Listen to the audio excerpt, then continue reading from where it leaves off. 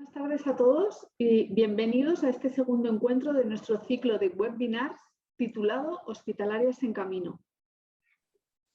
Antes de comenzar, no podemos obviar un tema que nos preocupa y entristece profundamente a todos: la actual guerra de Ucrania. Si os parece bien, dejamos unos segundos de silencio y juntos oramos por la paz en el mundo.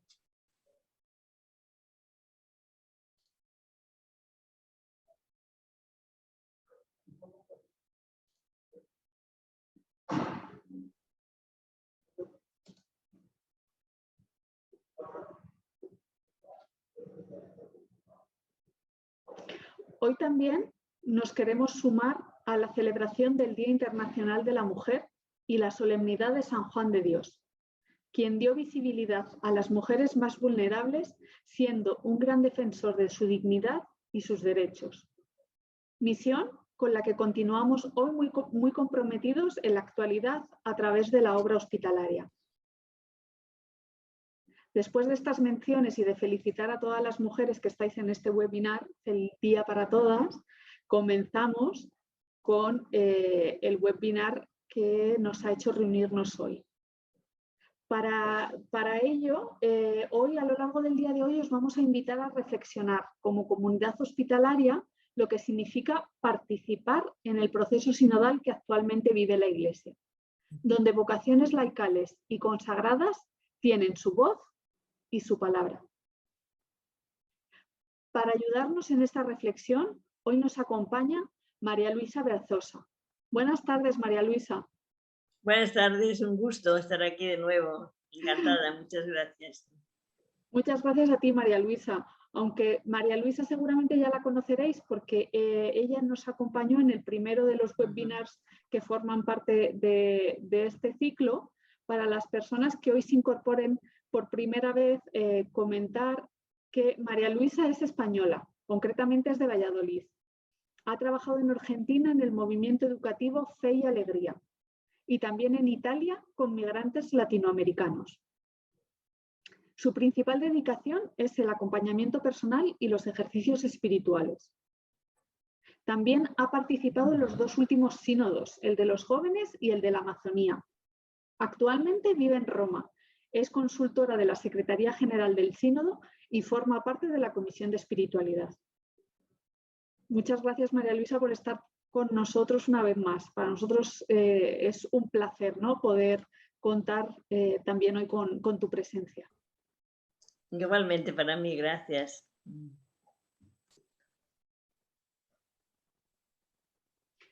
Una vez que María Luisa finalice su ponencia, la ponencia de María Luisa durará unos 40-45 minutos, ¿vale? María Luisa va a dialogar con 3 miembros de la comunidad hospitalaria que os presento a continuación. Buenas tardes, Sor Ernestina. Buenas tardes, Marisol. Un saludo grande a todos los que estamos conectados en este hermoso espacio de reflexión. Buenas tardes. Sor Ernestina es una hermana hospitalaria y es una de las personas que formarán parte de la mesa de diálogo posterior. Para quienes no la conozcáis, comentar que Sor Ernestina es de nacionalidad chilena, aunque a día de hoy vive en Colombia. En el largo recorrido de su vida hospitalaria ha ocupado diferentes cargos de liderazgo, como el de superiora de la provincia de América Latina. Actualmente es la superiora del centro ubicado en Pasto. Muchas gracias por acompañarnos, Ernestina. Es un placer tenerte con nosotros. Gracias por esta invitación. También estará en la mesa de diálogo Ricardo de la Espriella. Buenas tardes, Ricardo. Buenas tardes, buenos días acá desde América. Muchísimas gracias por la invitación. Como dice, Ricardo está en Colombia. Él es colombiano, es médico psiquiatra, tiene un máster en epidemiología clínica y desde marzo del año 2000 ocupa el cargo de director asistencial de la provincia de América Latina. Desde luego, la opinión de Ricardo, ¿no?, y la visión en estos temas también que hoy nos ocupan, creo que es muy interesante. Por último, en la mesa de diálogo está también Natalia Tobajas. Buenas tardes, Natalia. Buenas tardes a todos. Natalia, muchas gracias por estar con nosotros. Gracias por invitarme. Comento un poco que Natalia es graduada en Publicidad y Relaciones Públicas, carrera que realizó en Bilbao. Natalia es española. Concretamente estudió en la Universidad del País Vasco. También ha estudiado un máster de Comunicación Corporativa en Dinamarca, país donde también trabajó como desarrolladora de contenido. Y desde febrero de 2021 tenemos la suerte de contar con ella en nuestra institución, ya que trabaja como técnico de comunicación en la provincia de Inglaterra. Muchas gracias, Natalia. Como te decía también un poco, igual que al hilo, ¿no?, de lo que comentaba con Ricardo, muy interesante, ¿no?, tu visión, tu participación y que estés hoy con nosotros, ¿no?, compartiendo estas reflexiones. Gracias.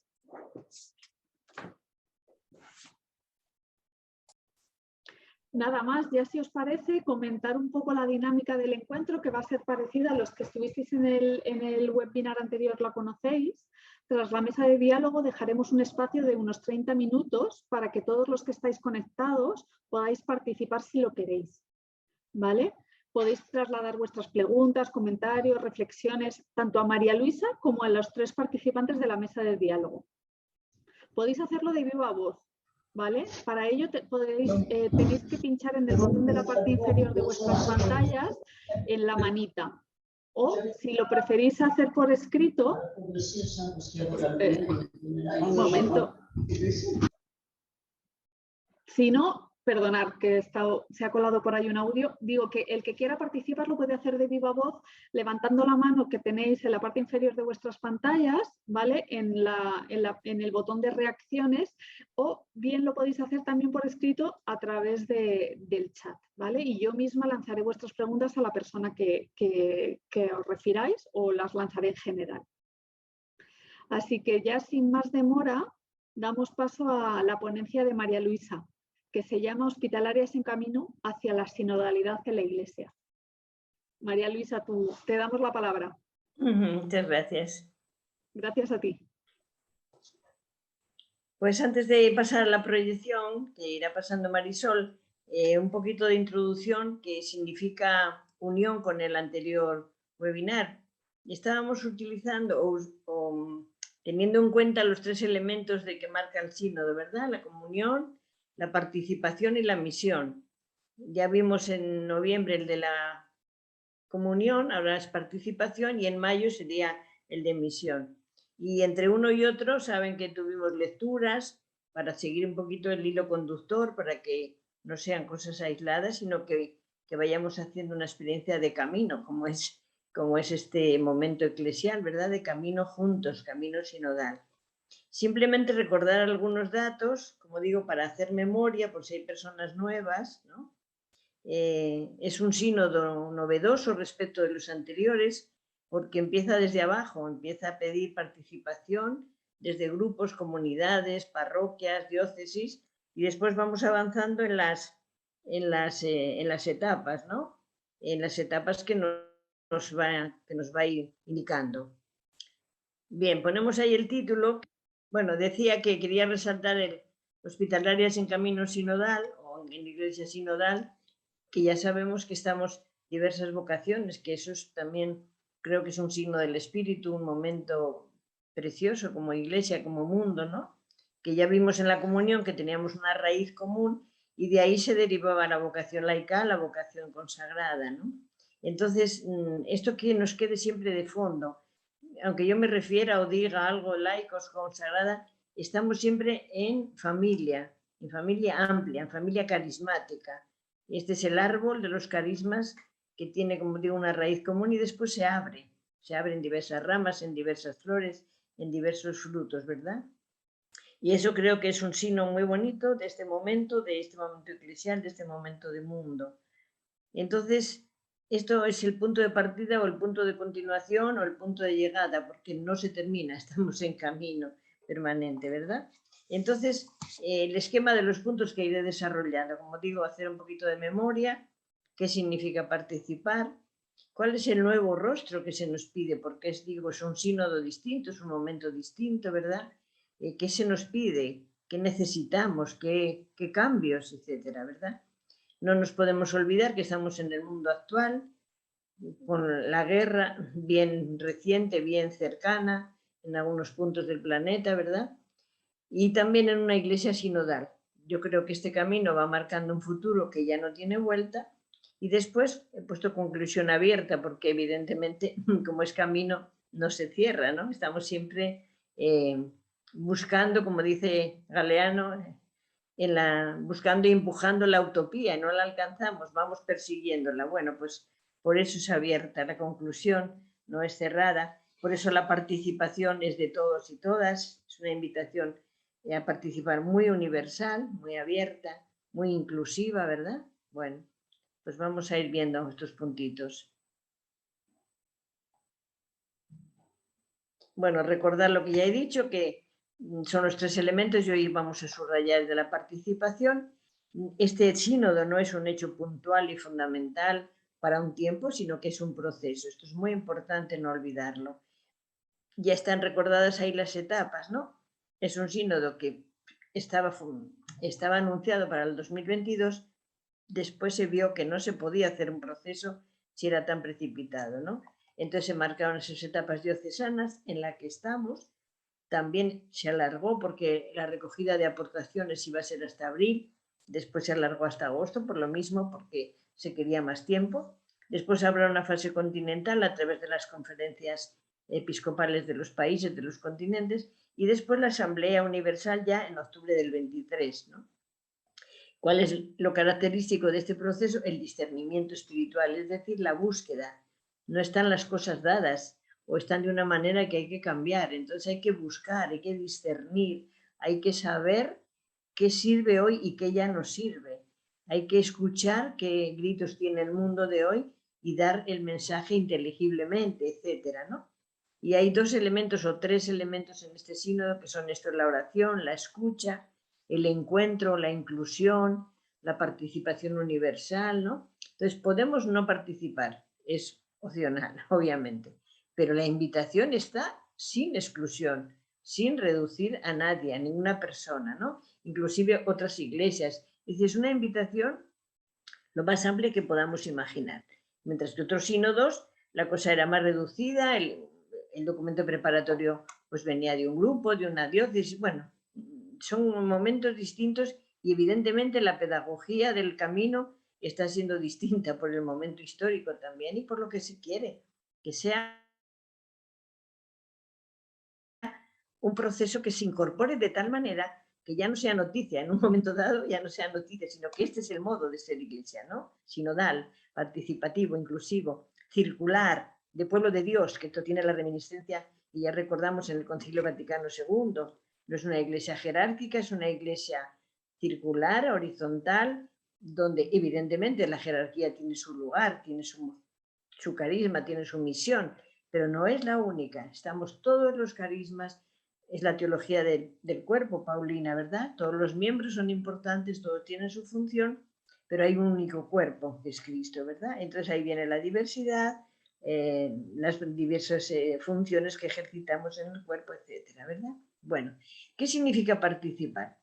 Claro, participar en un proceso, en una institución, ustedes en la familia hospitalaria, nosotros en la familia de las hijas de Jesús, está muy unido o muy de la mano con la pertenencia. O sea, si me siento parte, evidentemente me implico, entro a proponer, entro a modificar, entro a criticar para construir, para mejorar, ¿verdad? Si no me siento parte, pues es muy difícil que participe, porque lo primero es sentirse dentro, sentirse parte, ¿verdad? Entonces es subrayar un poquito de qué modo somos hoy presencia participativa, porque participar es estar presente, ¿verdad? Entonces ya hemos dicho, en esta iglesia, en este mundo, con la pandemia que no acabamos de superar, con las desigualdades que está creando, con la crisis global que está trayendo, con la violencia y la guerra, con la cantidad de desplazados, de refugiados que estamos teniendo, etcétera, ¿verdad? Pues ahí, en este momento, en esta parte, en esta etapa de la historia, tenemos nuestra voz y nuestra palabra y somos y tenemos que ser signos significativos e inteligibles, ¿no? tenemos que cambiar a veces el lenguaje, tenemos que cambiar el modo para que llegue y sea entendido, ¿verdad? Y sea un signo profético, una voz que anuncia y que denuncia, que se compadece. ¿Y qué significa compadecerse? Por las heridas y los sufrimientos del mundo. Dejarse afectar en las entrañas, ¿verdad? En lo más hondo de la persona, para dar una respuesta comprometida y coherente. Y cambiando un rostro de iglesia, un rostro de cristianos y cristianas que a veces lo hemos desfigurado, ¿verdad? Entonces, cuando decimos, ¿de qué manera damos un nuevo rostro a la iglesia? ¿Cómo es nuestra participación? Que producimos cambios, que producimos crisis, ¿verdad? Crisis, porque los cambios exigen crisis, ¿verdad? Entonces, ¿qué necesitamos? Hay unas preguntas. ¿Qué necesitamos para mejorar el rostro que está desfigurado, que no se nos reconoce? ¿Cómo lo vamos a revitalizar, verdad? Pues no hay más que dos elementos, en mi opinión, que es esta doble escucha que ya algunos teólogos, creo que era, no me acuerdo, Carobar o Bonhoeffer, bueno, que decían ya en el tiempo del Concilio Ecuménico, ¿no? El cristiano debe tener en una mano la palabra de Dios y en otra el periódico, decían, no literalmente, o sea, la realidad, el contexto, qué está pasando, la historia. Entonces la palabra ilumina, la realidad ilumina la palabra, es una interdependencia. No podemos, nuestra fe es encarnada, es insertada en el mundo. Por lo tanto, también vamos a preguntarnos cómo miramos el mundo, cómo lo vemos, cómo lo amamos o no lo amamos o lo condenamos, ¿verdad? Pues en un mundo tan cambiante, fragmentado, violento, ¿cómo necesitamos saber quiénes somos? ¿Cuál es nuestra identidad? Vocación laical, vocación consagrada. ¿Quién soy? ¿Cuál es mi misión en este mundo, en esta iglesia, verdad? Entonces ahí se nos impone también un discernimiento permanente, que es separar lo esencial de lo relativo. ¿Qué quiero decir? A veces, como me acompaño en muchas congregaciones, lo cual es un regalo, pues también me da una visión más amplia, ¿verdad? A veces percibo, y cuando digo percibo, intuyo, no tengo juicio, no tengo elementos para hacer juicio. Es algo que se percibe, que se siente, que uno que lo siente sobre la piel, ¿no? Que hay una tentación grande a veces en fijarnos en lo relativo, en quedarnos en cosas secundarias, en perder energías, tiempo, y lo esencial no entramos en ello, dejamos que pase.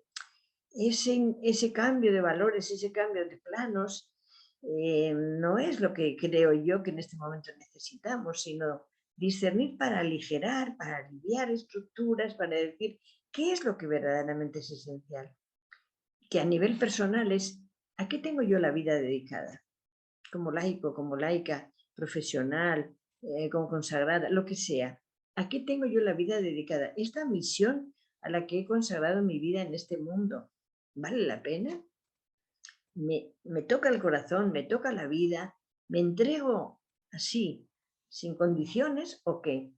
Bueno, pues hay que discernir todo eso, ¿no? Digo, para no cambiar, para quedarnos con lo verdaderamente importante. Y cuando decimos, me vale la pena entregar la vida, pues sí, aunque sea en dificultades, aunque sea, ustedes acaban de hacer capítulo de revisión, ¿verdad? Pues seguro que han ido eliminando, purificando cosas que no eran fundamentales, porque no todo es del carisma, ¿eh? A veces hemos colgado cosas con el pasar del tiempo y creemos que todo es del carisma. No, hay muchas cosas cambiables y para ser fieles a la tradición hay que cambiar, no podemos ser estáticas, ¿verdad?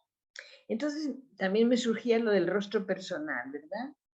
Es decir, no hablemos solo de institución, porque la institución la hacemos las personas, la institución no es un ente perdido en la atmósfera, está hecho de personas ¿verdad? Entonces, a nivel personal, me detengo un poquito, voy a hacer un poquito de silencio para que hagamos esas preguntas en nuestro corazón, ¿no? ¿Cómo está mi rostro de mujer y de varón consagrado, laico?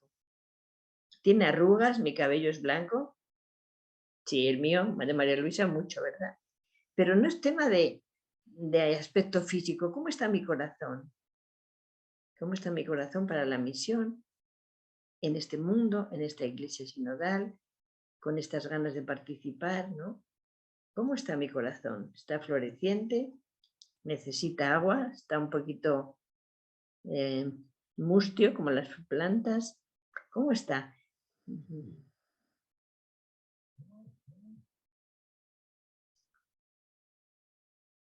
Y me gusta esa cita de Proverbios, ¿no? Que tanto hablamos ahora del cuidado. Dice, por sobre todas las cosas cuida tu corazón, porque de él brota el manantial de la vida, ¿no? Es nuestra fuente, es nuestro lugar de vida, de producir fecundidad, de dar energía, de dar vida, pues cuidarlo para poder cuidar a otros, ¿verdad? Esto del corazón fresco me recordaba que en el signo de los jóvenes, una noche, un grupo de jóvenes me invitó a cenar con ellos y a charlar. Fue una charla larguísima y entre las miles de cosas que hablamos, decían ellos, nosotros no tenemos problema en entendernos con la gente mayor. Eran jóvenes los que estaban en signo pues en torno a los 30, 28, 27, 30. Algunos ya estaban terminando la carrera, empezando profesión, etcétera. Bueno, y decían, no tenemos problema en entendernos con la gente mayor, siempre que tengan el corazón fresco. Escuchen esto, ¿eh? Dije, bueno, chicos, no piden nada, ¿no? La condición es que para entendernos, o nos podemos entender muy bien si tienen el corazón fresco, ¿no? Bueno, creo que tiene que ver con los proverbios, ¿no? ¿Cómo cuidamos la fecundidad de nuestra vida, que es de corazón, no es fecundidad biológica? No estoy hablando fecundidad cordial, generativa, ¿verdad? De ahí brota la vida. Vamos adelante. Bueno, decía que no podemos estar fuera del mundo, ¿verdad? De este mundo concreto. Entonces nos impone la mística de ojos abiertos y preguntarnos, ¿cómo es mi mirada sobre el mundo? ¿No? Y ahí lo del Principito, solo se ve bien con el corazón, lo esencial es invisible a los ojos. No he puesto los autores, me he olvidado, pero hay un autor que dice, no vemos las cosas como son, las vemos como somos, proyectamos, ¿verdad? Entonces la pregunta es, ¿sabemos atravesar las apariencias para ir al fondo? En estos momentos, con el tema de la guerra, de la pandemia, ¿cuántos titulares, cuántas falsas noticias, cuántos modos de comunicar que a veces no nos dejan ir al fondo? ¿O es una guerra de titulares que no nos da tiempo a asimilar lo que leemos?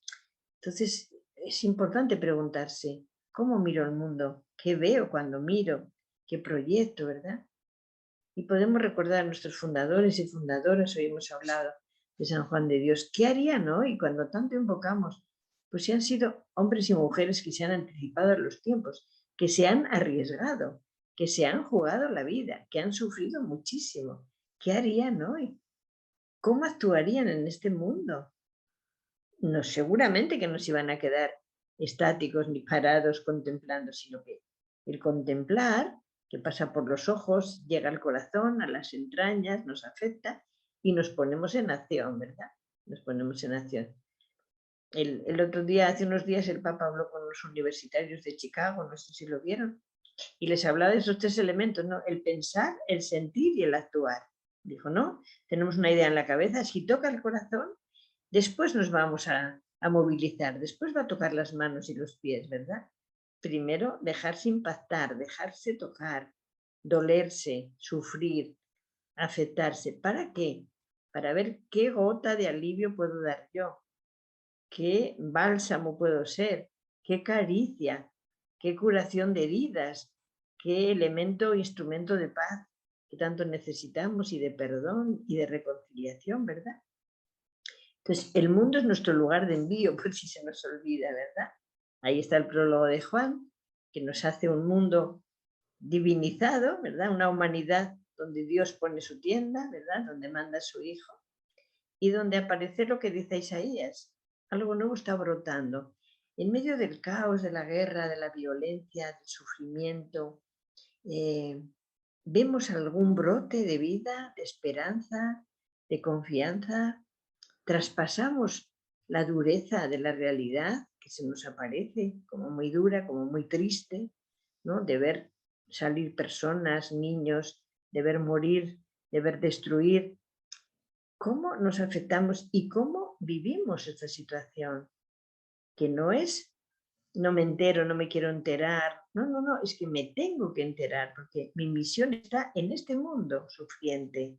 Entonces, a ver si traspasando o estando ahí puedo hacer generar signos de vida, ¿verdad? Brotes de vida, pequeños, pero tiernos, pero brotes de vida.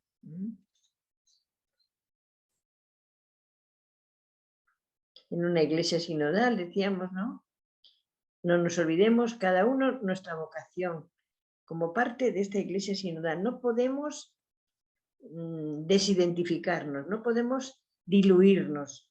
Es que mucha gente tiene mucho pudor y mucho complejo y mucha cosa de decir, soy cristiana, soy cristiano, soy laico, laico comprometido con esta causa desde mi fe, soy consagrada por este motivo, por el otro. O sea, pues en un mundo de tanto pluralismo, de todo tipo, ¿verdad? Filosófico, religioso, ¿por qué no decir, esta es mi opción? Respetando otros caminos, obviamente, con mucha libertad y con mucho respeto, con diálogo a otros caminos, pero estando bien identificados, ¿no? Si no, no podemos participar. Si estamos ambiguos, si estamos indefinidos, si estamos sí pero no, la participación no es real, porque la participación implica meterse por dentro, dedicarse, entregarse, ¿no? Entonces, no haré camino juntos, haré mi camino, haré mi opción en particular, pero eso no es camino sinodal, no es participación, ¿verdad? Entonces, vuelvo a lo de antes, iglesia de pueblo de Dios, comunidad de comunidades. Esto es el vocabulario típico del Concilio Vaticano II, donde, saben, solamente recordar, hay dos documentos fundamentales en este cambio.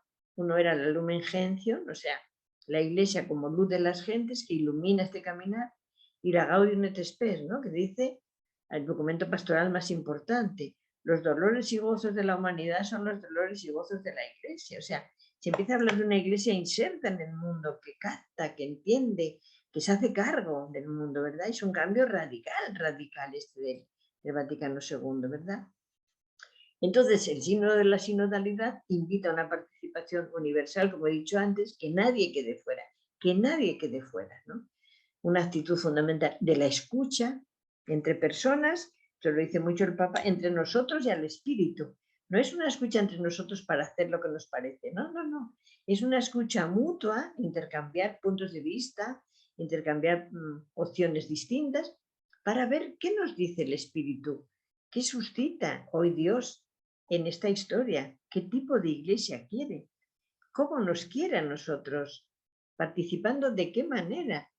Yo creo que lo mejor que podemos dar a una participación sinodal es ser lo que somos, identificados en la misión, en lo que tenemos. No podemos ser otras personas, otros carismas, ya los hay. Cada una y cada uno nos hacemos cargo. ¿Cómo vivo yo mi fe cristiana en esta iglesia y cómo participo desde mi carisma?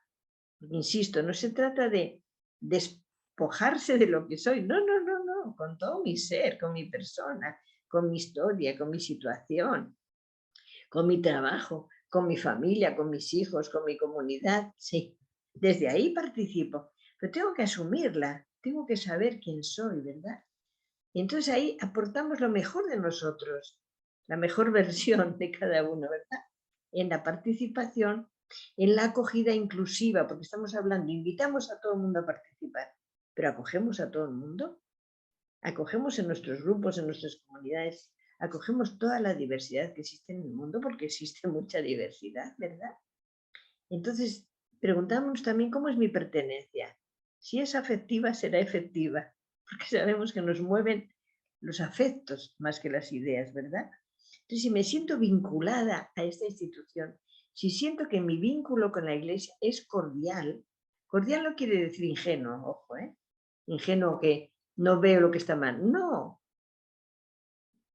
Cordial quiere decir que asumo lo que está bien y lo que está mal, como mi congregación, como mi familia, como mi grupo, como mi comunidad, asumo lo que está bien y lo que está mal. Y hago una crítica constructiva para mejorar. Eso es participar. Para participar para mí es muy comprometido. Es muy comprometido. Porque no es, como digo, una crítica negativa y destructiva o una crítica desde fuera. Yo me siento fuera y crítico de la congregación. Bueno, a mí no me vale, porque se trata de estar desde dentro, desde dentro. Si te sientes parte, si hay un vínculo afectivo con la iglesia, con la congregación, es decir, ¿dónde nace tu pertenencia? Entonces sufrirás. ¿Quién no sufre con los abusos en la iglesia? ¿Quién no sufre con lo que está pasando? Con una cadena de abusos que no cesa. ¿Quién no sufre? Pero ¿sufrimos desde dentro y queremos mejorar desde dentro o somos espectadoras? Nos sentamos a ver pasar la vida, la congregación, la historia y ya otros lo harán. No, tenemos una llamada personal a una participación con nombre y apellido, con mi historia. No es una participación global donde me diluyo. No, no, no. Ahí estará mi aporte, ahí estará mi palabra. Y si no, no es participación. Porque yo veo cosas y me las guardo. No, todo lo que veo, todo lo que el Señor me da a sentir, a inspirar, lo tengo que poner en común. Después, no sabemos cuál es el resultado final. Porque la participación no es lo que a mí me guste, sino lo que yo entiendo que debo poner en común. Y después veremos lo que va saliendo, porque todos vamos a poner en común las cosas que nos son importantes, ¿no? Entonces, bueno, es muy exigente la participación. La crítica para mí es muy exigente, porque estamos queriéndonos jugar desde nuestra persona para que la situación mejore. Entonces, si yo critico, me tengo que implicar. Si no, la crítica es estéril, es vacía y no sirve, ¿no? La crítica que sirve es esta de me implico para que esto mejore, porque me duele, porque me interesa, porque es parte mía, ¿no? Entonces, bueno, por ahí, por ahí. ¿De dónde partimos cuando hablamos en un camino de iglesia? Hablamos de personas con una fe cristiana, ¿verdad? Entonces, ¿cuál es nuestro referente? ¿Cuál es nuestro centro? ¿Desde dónde nosotros vamos a ser significativos en el mundo y en la iglesia? Pues he puesto aquí algunas cosas, ¿no? Es urgente revitalizar la centralidad de la persona de Jesús. Y no cualquier Jesús, perdón por la expresión, el Jesús del Evangelio, el Dios que nos transmite la humanidad a través de Jesús. El Evangelio debería ser nuestro libro de referencia de día, de noche, ¿no? Puesto ahí como programa de vida, donde nosotros nos miramos, donde nosotros nos referimos al Evangelio. La iglesia debe ser el puente entre la persona, comunidad y Jesús. La iglesia no puede ser la meta y no puede ser un obstáculo a ir a Jesús, al contrario, tiene que favorecer, tiene que impulsar.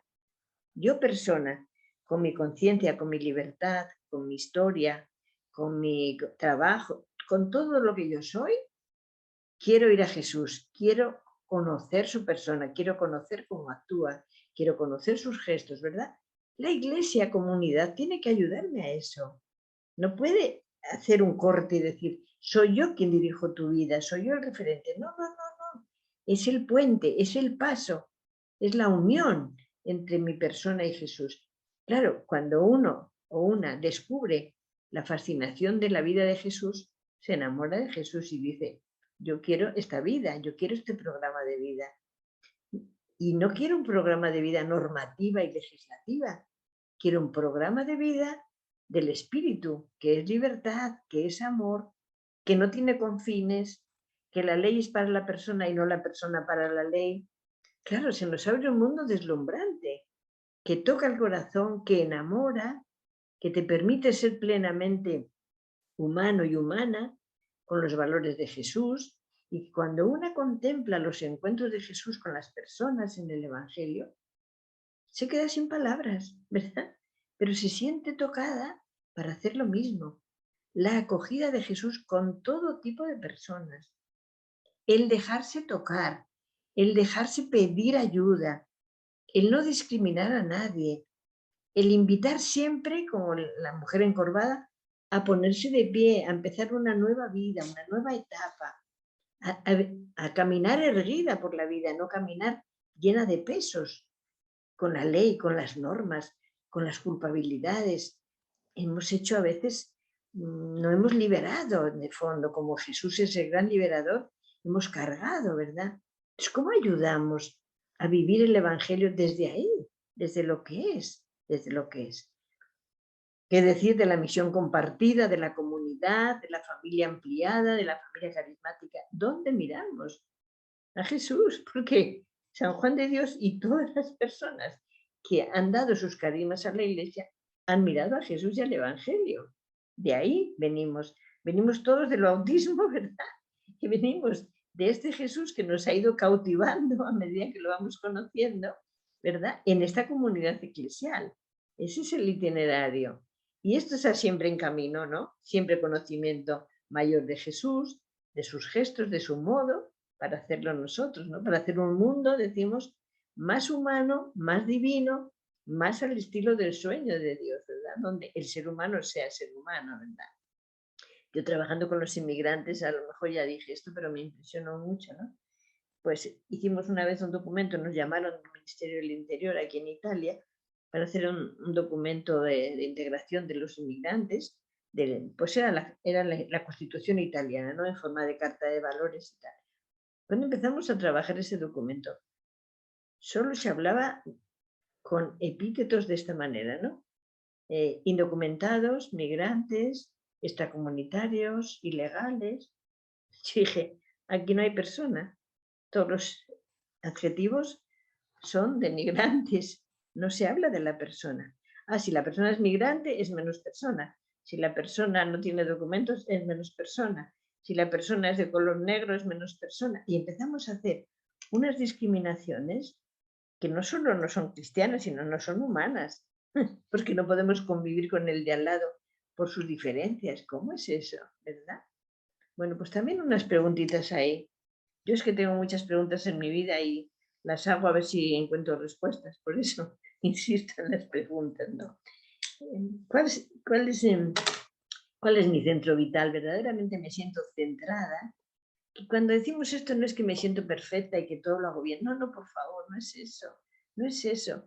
Es si me siento fecunda, si siento que esta opción, esta misión vale la pena, si doy vida, si me da vida, si realmente soy fiel siendo creativa y dinámica, no siendo estática, porque la institución, la persona tiene que ser dinámica y la fidelidad es al paso del tiempo, no estática. Bueno, también me callo un poquitito para que hagamos silencio con esas preguntas por si nos ayuda.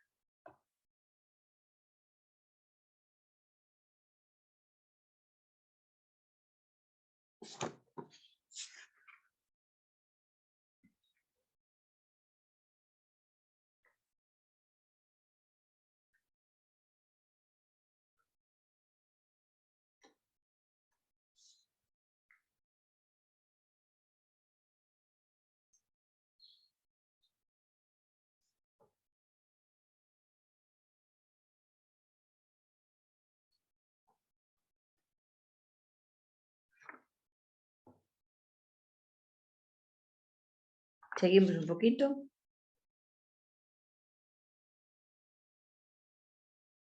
¿Cuáles son nuestros modos, nuestros caminos de participación? Estamos pensando siempre iglesia a través de nuestra familia carismática, porque es la pequeña iglesia, ¿no? O sea, participamos en lo universal a través de lo local y concreto, evidentemente, ¿no? Pues a mí me parece que es muy importante hoy día discernir en común, ¿no? Con visión apostólica, pues tenemos campos de apostolado que compartimos, tenemos la misión que compartimos, bueno, el discernimiento sea en común, ¿verdad? Para ver por dónde estas obras, este apostolado, se cambia, cómo mejora, hacerlo conjuntamente, ¿verdad? Una formación permanente, multidisciplinar he puesto ahí, pero piensen todas las dimensiones de la persona que necesitamos tener formación continuada. Ustedes que están en trabajo en la misión de la enfermedad, bueno, en todas las disciplinas que podamos, pero he puesto ahí el tema de la afectividad. Tengo cierta preocupación, sí, porque no acabamos de integrar estas dimensiones afectivos sexuales, nos cuesta, también por la formación que hemos recibido, pues ha habido mucha represión, no ha habido cauce, no ha habido acompañamiento, no ha habido opción positiva, ¿no? Entonces, creo que es un camino que debemos continuar. No digo que no esté nada hecho, por favor, no. Es un camino que debemos continuar. Y hoy día, con tantos temas que tienen que ver con lo afectivo y con lo sexual, tenemos que estar bien preparadas, bien preparados. Vivir toda esta dimensión que es tan rica, sin miedo, con naturalidad, pero con los ojos abiertos, sabiéndonos personas humanas, ¿no? Pero poniendo en juego la riqueza, la fuerza, la energía de nuestra dimensión afectivo-sexual, que no la podemos negar, que no la podemos ocultar, que no la podemos reprimir, ¿verdad? Yo cuando doy inteligencia emocional siempre hablo, no reprimir, sino encauzar, que es un verbo español que me da mucho sentido, ¿no? Que es dar cauce, ¿no? Como el río, darle cauce para que fecunde, porque cuando no se le da cauce ya lo vemos en la naturaleza, ¿verdad? Viene la inundación, vienen las lluvias y el río fue a buscar su cauce porque se le habían desviado, se lo había violentado, ¿verdad? Bueno, pues con la afectividad pasa igual. Si uno lo da cauce, fecunda, fecunda. Si uno lo reprime, pues evidentemente está por caminos que no son los propios y viene un momento que se violenta todo porque no es su proyección y su realización serena y tranquila. Y esa dimensión de amar y ser amados, de necesitar amar y ser amados, es necesidad vital, vital. No podemos ignorarla, no podemos camuflarla y pensando que no, tenemos que afrontarla, ¿no? Ayudarnos mucho, porque con los acompañamientos terapéuticos, espirituales, es decir, no podemos vivirlo en solitario, necesitamos ayuda, ¿verdad? Después decía yo, también caminos abiertos en diálogo con otras congregaciones para hacer camino conjunto. Nosotras que somos de educación, pues en algunos lugares hay un gran problema porque está un colegio junto a otro y no hay alumnos porque no hay demografía, porque no hay nacimientos. Y entonces estamos como, a ver si tengo yo más alumnos que tú. En vez de decir, vamos a sumarnos, hacemos colegio único. No, tenemos una mente muy... Yo con lo mío, tú con lo tuyo, pero yo creo que la historia nos va llevando por otro camino. Bueno, entonces, si nos vamos anticipando a abrir caminos nuevos de misión, con otros, con otras, ¿verdad? Todo el tema intercongregacional, bueno, lo intercultural, lo intergeneracional, es que ya, ¿no? Las comunidades mixtas que empiezan a surgir, comunidades de vida, con laicos, con consagrados, ¿por qué no? Hay una asociación que yo conozco donde a nivel carismático, pues tienen 4 elementos, 4 núcleos llaman ellos, ¿no? Consagradas, consagrados, sacerdotes y matrimonios, es decir, familias, ¿no? Bueno, tienen interesante un camino carismático conjunto, ¿verdad? Entonces, bueno, he puesto ahí abajo que la edad y la fragilidad pues no sean un obstáculo para la creatividad, porque a veces, bueno, en la congregación de ustedes, no sé, en la mía, hay como un lamento a veces que yo digo, un salmo responsorial que se repite, ¿no? Que somos pocas, que somos mayores, que ya no estamos bien, que tenemos problemas de salud. Bueno, entonces si nos sentamos en las lamentaciones, poco podemos hacer, ¿verdad? Hay que volver, como decían los jóvenes, a ver cómo está el corazón. No problema cardiológico, sino tema de corazón, de vida, ¿verdad? Ir a las fronteras físicas y existenciales, que hay tantas fronteras en nuestro mundo, ¿verdad? Algunas hay que salir, ir a las fronteras. Ahora se nos están pidiendo abrir nuestras casas a tantas personas que vienen, que se han quedado sin nada, ¿verdad? Pues es una llamada del momento histórico que nos toca vivir. ¿Cómo vamos a responder a eso, verdad? Entonces, no vamos a las fronteras llaman a nuestra puerta, ¿verdad? Y para mí hay un tema ahí que es ahondar en la ausencia de vocaciones. Yo creo que es un tema pendiente, porque en el Sínodo de los Jóvenes salió mucho. En mi opinión, no ahondamos hasta el final, porque, a ver, cuando no hay vocaciones, bueno, no rezamos suficiente, no tenemos buenos planes de formación, no tenemos buenas formadoras. Puede ser y no puede ser, pero hay algo más. ¿No está diciendo algo el Señor con esa ausencia de vocaciones? Y si no hay sacerdotes, ¿qué podemos hacer en la pastoral? ¿Podemos seguir viviendo sin Eucaristía? ¿Podemos seguir viviendo sin recibir el perdón? ¿Cómo hacemos? ¿Será que tenemos que cambiar los formatos? Que el Señor sigue llamando, pero que hay ciertos, como dice el Evangelio, odres viejos que ya no cabe el vino nuevo. ¿Cómo será? Pero en mi opinión hace falta una reflexión y no solo decir, hagamos un plan de formación. Insisto, hay que poner todos los medios. Pero en mi opinión hay algo más, hay algo más. ¿No será un signo para preguntarnos por qué y cómo? ¿Cuáles son las alternativas, verdad? Bueno, ahí dejamos también como interrogante. Decía que ojalá este futuro ya se mantenga, ¿verdad? Yo creo que sí, si seguimos soñando, porque evidentemente si no hay sueños, no hay futuro, no hay vida, ¿no? Pero ojo con el pasado, ¿eh? El pasado no vuelve. Aquí las hermanas y las personas de España recordarán el poeta Jorge Manrique, ¿no? Las coplas a la muerte de su padre, que entre otras cosas dice, cualquier tiempo pasado fue mejor. Ya, mejor y peor. No hay que idolatrar el tiempo pasado, ni el futuro, que no lo conocemos, ni el presente, ¿no? Ya no vuelve. Lo que está seguro es que el pasado ya no vuelve. Y no podemos vivir permanentemente añorando el pasado.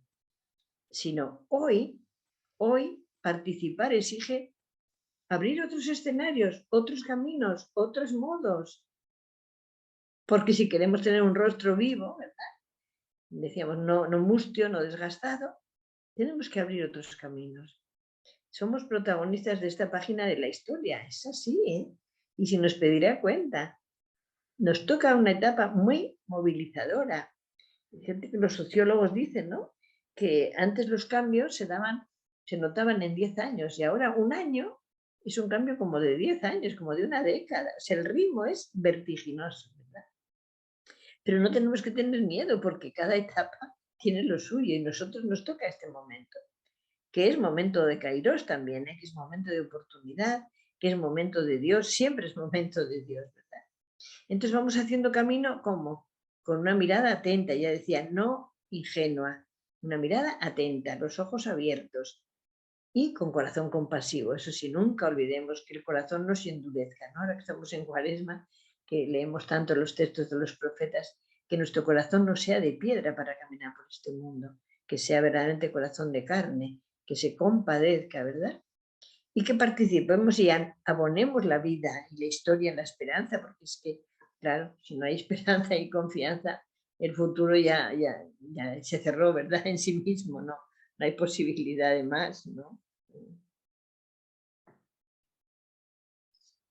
Seguimos a esta participación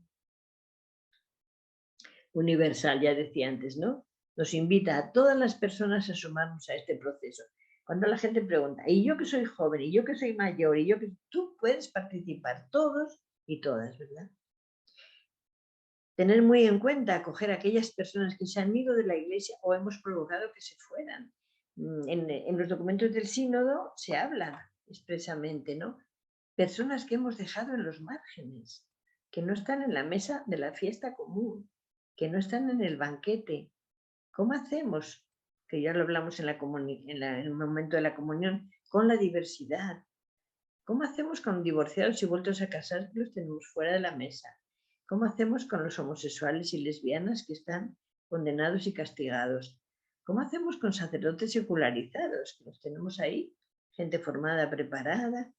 ¿Cómo hacemos con los diversos núcleos de familia? Con los diversos modos de pareja que hay hoy. ¿Cómo hacemos? ¿Acogemos o rechazamos?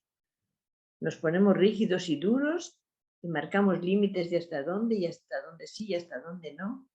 ¿Cómo es nuestra postura? Porque es como si tuviéramos un inconsciente dentro que nos siempre está buscando diferencias y expulsando a la gente de nuestro corazón. Y eso no es lo del Evangelio. Eso no es, ¿no?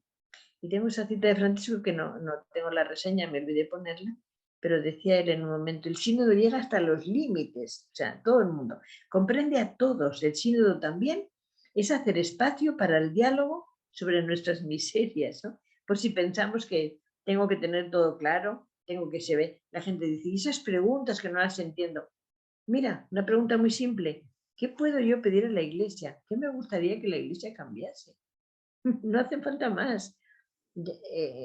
Si hay gente de Madrid lo sabrá, que el cardenal Osoro de Madrid se ha reunido con grupos de políticos de todas las tendencias, con grupos de empresarios, con grupos de profesores de todas las universidades del Estado, con artistas, Bueno, ¿y cuál es la pregunta que les ha hecho? ¿Ustedes qué necesitan de la Iglesia? ¿Qué la piden? ¿Qué cambios ven posibles? Claro, eso es sinodalidad. No ha tenido que tener un cuestionario de preguntas que hay en el documento preparatorio, que son cosas, son herramientas para usar, pero no son absolutamente vinculantes y férreas, ¿no?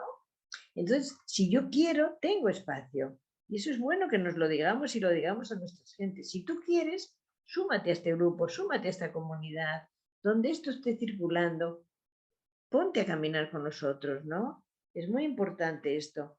Entonces, ¿cómo hacemos estos grupos que se sienten los márgenes, que quieren y son iglesia?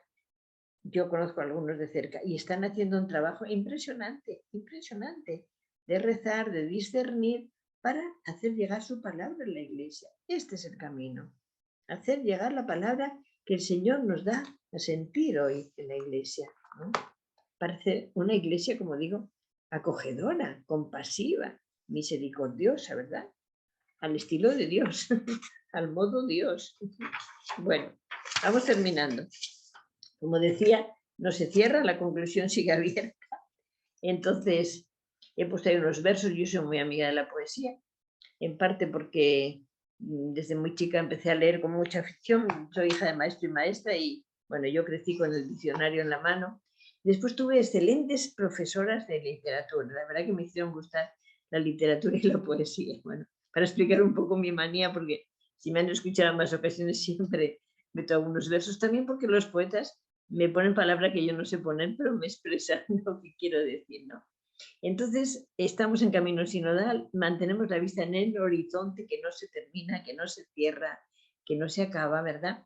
Y traje una poesía de Machado que dice: hoy es siempre todavía, toda la vida es ahora, y ahora es el momento de cumplir las promesas que nos hicimos, porque ayer no lo hicimos, porque mañana es tarde, ahora. Y otros versos de Benedetti, que conoce Mario Benedetti, el uruguayo, ¿verdad? No te rindas, por favor, no cedas, aunque el miedo muerda, aunque el sol se ponga y se calle el viento. Aún hay vida en tus sueños, porque cada día es un comienzo nuevo, porque esta es la hora y el mejor momento. Es una poesía larguísima, en mi opinión muy bonita, que se llama No te rindas, seguro que la conocen, ¿verdad? Yo saqué solo algunos versos. Los dos, tanto Machado como Benedetti, están hablando del ahora, de este momento, de un nuevo comienzo. No lo dejes, no lo dejemos, ¿verdad? Esta oportunidad, este kairos, es ahora, es en este momento. Es mi oportunidad también, ¿verdad? Bueno, pues vamos a terminar con la última. Eso es un deseo también. Personas laicas y consagradas, guiadas por la Ruach, apasionadas por el reino y la humanidad. El ahora de Dios en su iglesia se llama sinodalidad, y no dejemos de participar con alegría y esperanza. Y digo amén para terminar, porque si no, no termino. Soy muy charlatana. Ya está. Muchas gracias.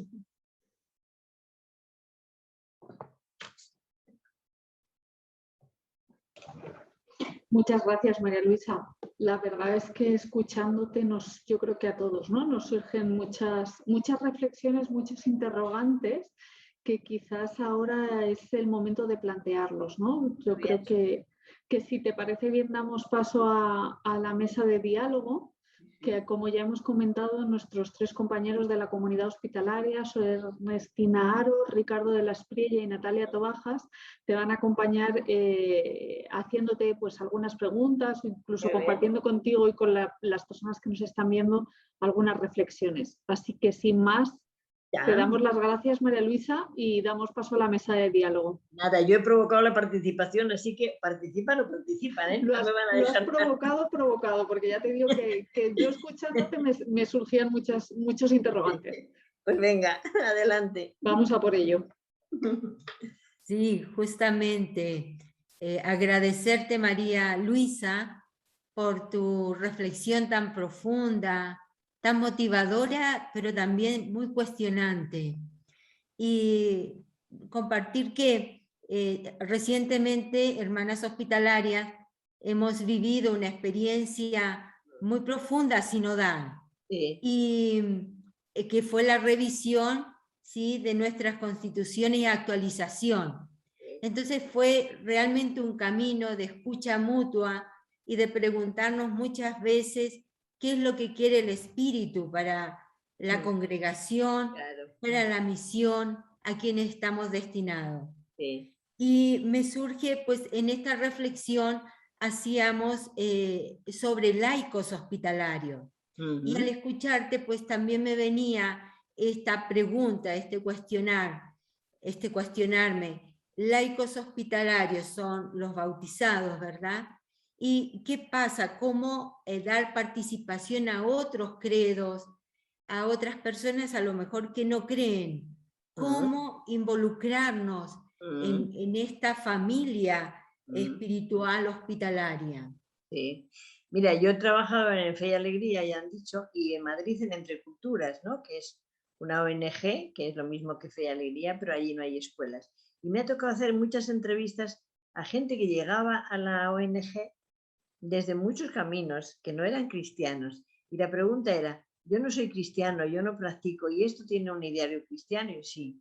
Entonces mi pregunta siempre era, ¿tú en qué crees? ¿Cuál es tu pasión?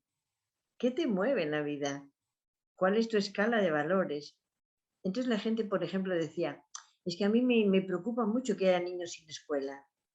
Es que a mí me duele que la gente no se sepa defender porque no tiene educación, que las niñas queden excluidas, que les hagan trabajar pronto a los niños. O sea, entonces yo decía, mira que vamos a llegar al mismo punto por caminos distintos. Tú eres bienvenido a esta institución, independientemente de tu credo filosófico, religioso, político, independientemente, porque tu persona está queriendo mejorar la sociedad con la educación, ¿no? Y en el caso de ustedes, con la salud, con todo, ¿no? Entonces, y por ahí quizá puede ser en algunos casos un camino de descubrimiento de la Iglesia y de Jesús que esta persona no tenía. Y si tú o yo por este camino la dejo fuera, pues, ¿cómo se me ocurre a mí decir tú no puedes participar aquí porque no eres cristiano? Si su corazón está compadecido, si su corazón está tocado por la injusticia, ¿ves? Yo creo que tenemos que tener los cristianos también mente y corazón abiertos para la acogida, para la persona, ¿no? Pero bueno, es un diálogo en voz alta. Yo no pretendo dar respuestas porque no las tengo, ¿eh? Ya he dicho que tengo preguntas. Pero bueno, nos ayuda a intercambiar, creo, ¿no? Gracias. Es verdad, gracias María Luisa. Hola María Luisa. Bueno, me sumo al agradecimiento también lo primero. También relacionado con esto, pero igual un poco más general, bueno, has hablado de que la Iglesia está tomando los primeros pasos para abrir esta participación a más grupos sociales que hasta ahora igual no estaban tan participativos en la Iglesia, pero me surge la pregunta de cómo se está planteando esta participación desde más realista o práctico. De los grupos que se sienten o que han estado fuera de la Iglesia, dices, ¿te refieres a Sí, o sea, la participación se va a abrir, pero ¿cómo se plantea, o sea, qué tipo de ejercicio se plantea para abrir esta participación o para llamar a la participación a estos grupos? Ya se ha abierto y hay muchos grupos que están participando. O sea, cuando se abrió el sínodo oficialmente en Roma, al domingo siguiente se abrieron las diócesis. Abrir en las diócesis significó que se enviaron los documentos, ¿no? El documento preparatorio, la guía de trabajo, todo. Entonces, correspondía a las diócesis crear equipos de trabajo sinodal, ¿no? Entonces, formaron un equipo y esos equipos tienen la misión de invitar y convocar y crear grupos. En algunos lugares, un sitio concreto donde están mis hermanas, el párroco no se ha involucrado, no ha hecho nada. ¿Y quién lo ha puesto en marcha? Los laicos. Digo, me da pena por el párroco, pero un aplauso enorme a los laicos, porque ya es hora de no estar pidiendo permiso, ¿no? Entonces, vamos adelante. Han creado, es un pueblo pequeño, han creado 5 grupos y mis hermanas están reuniendo con ellos, ¿sabes? Entonces, hay ocasión de decir, mira, hay esta oportunidad, nuestros grupos de gente que está, por ejemplo, de jóvenes de diversidad sexual que yo estoy acompañando, están participando, están haciendo su proceso de participación, que exige lo que hemos dicho, escucha mutua, oración, discernimiento, escribimos y luego lo vemos todos, y no solo lo que a mí se me ocurra, o sea, están haciendo proceso de discernimiento, proceso sinodal. Eso es lo que existe, Natalia. Si no ha llegado a todo el mundo, nosotros también somos multiplicadores de que eso llegue. Y si en una parroquia no, en otras sí. Y hay que buscar, y hay que ofrecer a la gente, decir, mira, es momento, es ocasión, busca. Y si no, ayudémonos a buscar, porque está en marcha el proceso, está en marcha. ¿Sabes? Y te digo, los grupos que se sienten invitados a eso, que han dicho, también otras veces no nos han escuchado, total, ¿para qué? Al final han dicho, bueno, es una oportunidad, vamos adelante. Ya está, ¿no?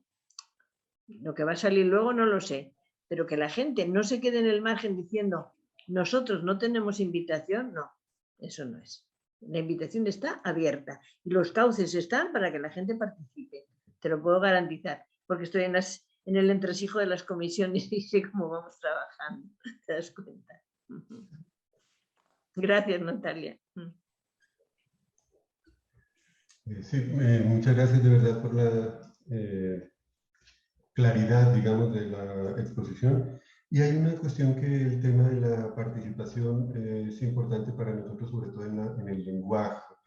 Humberto Maturana, un biólogo chileno, decía, existimos en el lenguaje y de alguna manera a veces no lo cuidamos demasiado y podemos tener entonces dificultad. Perdona, Ricardo, me hace mucho Sí. eco, no te entiendo bien, no sé de qué depende. Ah, bueno, creo que es el... ¿Me oyes mejor así? Me cuesta seguirte porque me hace como resonancia, una cosa rara. Ya. Ahí me escucha mejor. Así mejor, sí, gracias. Bueno, sí. Estaba diciendo que la importancia del lenguaje. Sí. Por ejemplo, Humberto Maturana nos dice, existimos en el lenguaje y de alguna manera pues tenemos que cuidarlo mucho y hace mucha diferencia, pero ¿qué se está haciendo precisamente por tener un lenguaje más claro, cercano, incluyente en estos temas? Sí, bueno, lo que está en los documentos, a ver, por ejemplo, hay 10 temas desarrollados con preguntas y luego la guía metodológica siempre dice, estos son, a ver, preguntas orientativas, temas orientativos. No quiere decir que ese sea el modo ni el único, la única forma, ¿no? Sino que, mira, de estos 10 temas, nosotros vamos a elegir este. O de estos 10 temas que señala el documento, no vamos a elegir ninguno, porque lo que queremos desde nuestra situación es decir a la Iglesia esto, esto y esto. ¿Me explico? O sea que nada es determinante para hacerlo al pie de la letra. Entonces, quien está al frente, por eso se insiste mucho, los equipos, quien arma los equipos, quien coordina, tenga mucho cuidado con esto, ¿no? ¿Cómo se entiende esto? Pues en el fondo es como grupo, tu grupo de, no sé, de matrimonios en una parroquia. ¿Qué le quisiera decir a la Iglesia hoy? ¿Qué necesitas tú como familia que cambie la Iglesia? Eso es la participación, ¿sabes? Desde cada uno, desde su realidad. Entonces, el lenguaje también hay que adaptarlo a las situaciones. Es tu grupo de matrimonios o el grupo de jóvenes de no sé dónde tendrá unas inquietudes y lo expresará de una manera. Y lo que ya se está trabajando en la comisión de metodología es buscar recursos para sintetizar lo que va llegando, obviamente, ¿no? Entonces es muy importante, pero no va a ser igual el lenguaje de África que el de América que el de Asia, evidentemente, porque los contextos son distintos. ¿Qué va a filtrar el sínodo? Las peticiones que van llegando serán distintas de los contextos. Lo que importa es que lo que sentimos necesidad de que cambie, llegue por las vías que hay, llegue a la Secretaría del Sínodo, que es la que luego tiene que poner en marcha los documentos de trabajo. O sea, todo va a ir como encadenándose, ¿no? Desde abajo se va a ir sumando el proceso hasta que llegue el documento final. Y una cosa que no he dicho es que no va a haber documento final en este sínodo si lo que se ha elaborado desde abajo no vuelve a las iglesias locales. O sea, el Papa no va a firmar el documento final si no hay un ida y vuelta, ¿no? O sea, ahora recogemos aportes. Después, cuando se elabore ese documento, que sería el documento de trabajo para la asamblea, no se va a firmar como documento final si no se ha vuelto de nuevo. O sea, que hay un ida y vuelta, ¿sí? Por eso decimos importante aportar, porque ahí nos jugamos en lo que vaya a salir, ¿no? No sé si te he respondido, Ricardo. Sí, sí, precisamente ese ejercicio de diálogo en 2 vías yo creo que es muy importante, ¿no? Claro, sí, fundamental, fundamental. Me parece interesante también. Yo entiendo que tanto en la iglesia como fuera, cada vez que hay un cambio hay cierta resistencia a él porque somos seres de costumbre. ¿Cómo se va a hacer frente a quizás grupos más tradicionales que no están preparados para abrirse a participación de esta manera que se está planteando? Pues ya las resistencias las hemos notado desde el minuto 1, ¿eh? Existen y existirán, ya lo has dicho, ¿no? En el sínodo cuando comenzamos tuvimos reunión 2 días enteros de grupos sinodales, es decir, la gente que estábamos participando. A mí me tocó moderar 2 grupos de español los 2 días, donde había, evidente, cardenales, obispos, arzobispos, laicos, religiosas, jóvenes, adultos, ya de todo. Eran 20 personas, 25 grupos sinodales, ¿no? Con la diversidad. Ya en plantearnos cómo vamos a enfrentar y a promulgar el sínodo, ya hubo resistencias, ya las percibimos. Y también resistencias sobre las mujeres, éramos pocas en ese grupo, también. Bueno, entonces yo que estaba moderando y tenía que hablar la última, obviamente, de entrada nos presentamos y luego empezamos a hablar y yo hice para que se hablase sin títulos, para que todos fuéramos llamados por nombre y no eminentísimo, reverendísimo, etcétera. Eso ya costó, ya alguien me lo hizo saber que eso costó, que cómo me atrevía. Dije, no tengo que atreverme a nada, somos todos adultos, miembros de la iglesia, de una iglesia sinodal, estamos iniciando un camino juntos. ¿Por qué tengo yo que llamarte a ti, Natalia, y a ti, Ernestina, te tengo que llamar eminentísima señora? O sea, ¿por qué? ¿Te das cuenta? Entonces, bueno, eso primera resistencia, parece una tontería, pero no es tan tontería porque hay gente que con el título le va la vida. Entonces, si le quitas el título y en vez de ser eminentísimo es Juan, pues no sé qué ha pasado, ¿no? Bueno, entonces, y luego más temas eclesiológicos que tuvimos que puntualizar. Yo de entrada dije, aquí vamos a hablar todos y todas lo que sentimos con respeto, con libertad, porque si en un grupo donde empieza un camino sinodal no existe libertad de expresión, yo me voy. Así lo dije, porque ¿qué significa? Hacer una pantomima, pero en el fondo no. Bueno, entonces hablamos 2 días, sí, 2 mañanas enteras. Yo el primer día salí agotada. Cuando fui el segundo dije, madre mía, ¿dónde retomo fuerzas para seguir? Bueno, al final salí diciendo, todos somos iglesia, todos tenemos que ser acogidos. Acogida compasiva, que no significa estés de acuerdo o no estés de acuerdo, que no significa pelearte, sino decir, mira, esta es tu opinión y esta es la mía. Yo tengo que puntualizar que esa eclesiología, etcétera, etcétera, ¿no? Entonces, con respeto y con libertad. Las resistencias al cambio las tenemos en los grupos pequeños y en los grandes. El capítulo que acaban de hacer ustedes de revisión de constituciones, pues habrá gente que diga, ¡ah! Se ha perdido el carisma, ¿dónde vamos? Todo esto que hemos quitado. Bueno, las lamentaciones del pasado, eso existe. Ahora, siempre hay que pensar, ¿qué es lo que el Señor quiere para este momento de su iglesia? ¿Que nos quedemos donde estamos o que nos movamos? ¿No? Una pregunta tonta, pero ¿no? ¿Qué es lo que quiere? ¿Y por qué me cuesta a mí salir de la zona de confort y tengo que seguir en la zona de confort que a lo mejor es sin vida, sin ganas, sin alegría, triste, aburrida? Niña, muévete un poquito, que como dice Benedetti, todavía hay fuego en tu alma, pues venga, ¿no? Por ahí. Y, por ejemplo, has mencionado que a nivel local igual había un poco de reticencia a aprovechar este cambio y que, sin embargo, fueron los laicos los que comenzaron a llevarlo a cabo. ¿Hay algún tipo de estrategia o aprendizaje que se plantee para estos obispos o, bueno, quien sea a nivel local que igual se resisten más? O sea, ¿cómo se va a hacer frente con ellos? Se está haciendo ya, Natalia, no se va a hacer, se está haciendo. O sea, hay mucho acompañamiento desde la Secretaría, en lo que podemos, obviamente, mucho online y todo, de conferencias de obispos, o sea, a los grandes grupos que se puede llegar, conscientes de esto. Pero también tenemos que asumir que el cambio 100% no se va a dar. No se va a dar. Entonces, ¿con cuánto porcentaje de gente que contamos para el cambio? En una congregación es igual, o sea, ¿con cuántas fuerzas vivas tenemos, por ejemplo, en mi congregación? Pues somos muchas muy mayores, limitadas, etcétera. para cualquier cambio, ¿qué cambio vamos a hacer? Vamos a cerrar casas porque somos pocas. Yo digo, no solo puede ser cerrar, hay que abrir otras formas. Hay que abrir otras formas. Por ejemplo, hemos mandado 2 hermanas dominicanas de República Dominicana a la Amazonía, con otros y otras. Ya no podemos ir solas como congregación, hablo de la mía. Entonces, buscar otras formas, otras formas. Lo que no podemos es, como a mí me cuesta el cambio y me quedo sentada, que todo el mundo esté sentado. No, porque es una traición a la historia y al carisma. El carisma es vivo y dinámico, tiene que moverse, si no, no somos fieles al carisma. ¿Te das cuenta? Pero los cambios cuestan. Y dice un amigo mío, lo único permanente hoy es el cambio. Lo único permanente es el cambio. Y si nos cuesta, pues estamos bastante mortificadas, ¿no? Cuando los cambios traen novedad, traen aire de espíritu, traen juventud, traen renovación, de verdad.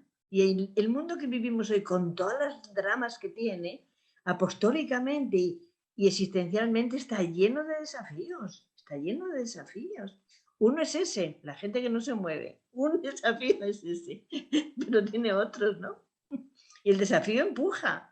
El desafío es como los sueños. Si no estás desafiada, estás sentada viendo pasar la vida. ¡Qué horror!, ¿no? Eso. Pues María Luisa, con respecto a esto que estás diciendo de los cambios, pues es muy importante con respecto a los jóvenes. Claro. Y tenemos mucha inquietud cómo acompañar procesos, cómo que se sientan partícipes de la iglesia. Antes hablabas también de las vocaciones, ¿por qué están reduciendo? ¿Se puede vislumbrar o hay algún proceso que sea que esté ayudando como experiencia? De jóvenes, dices, de nuevas vocaciones. De jóvenes.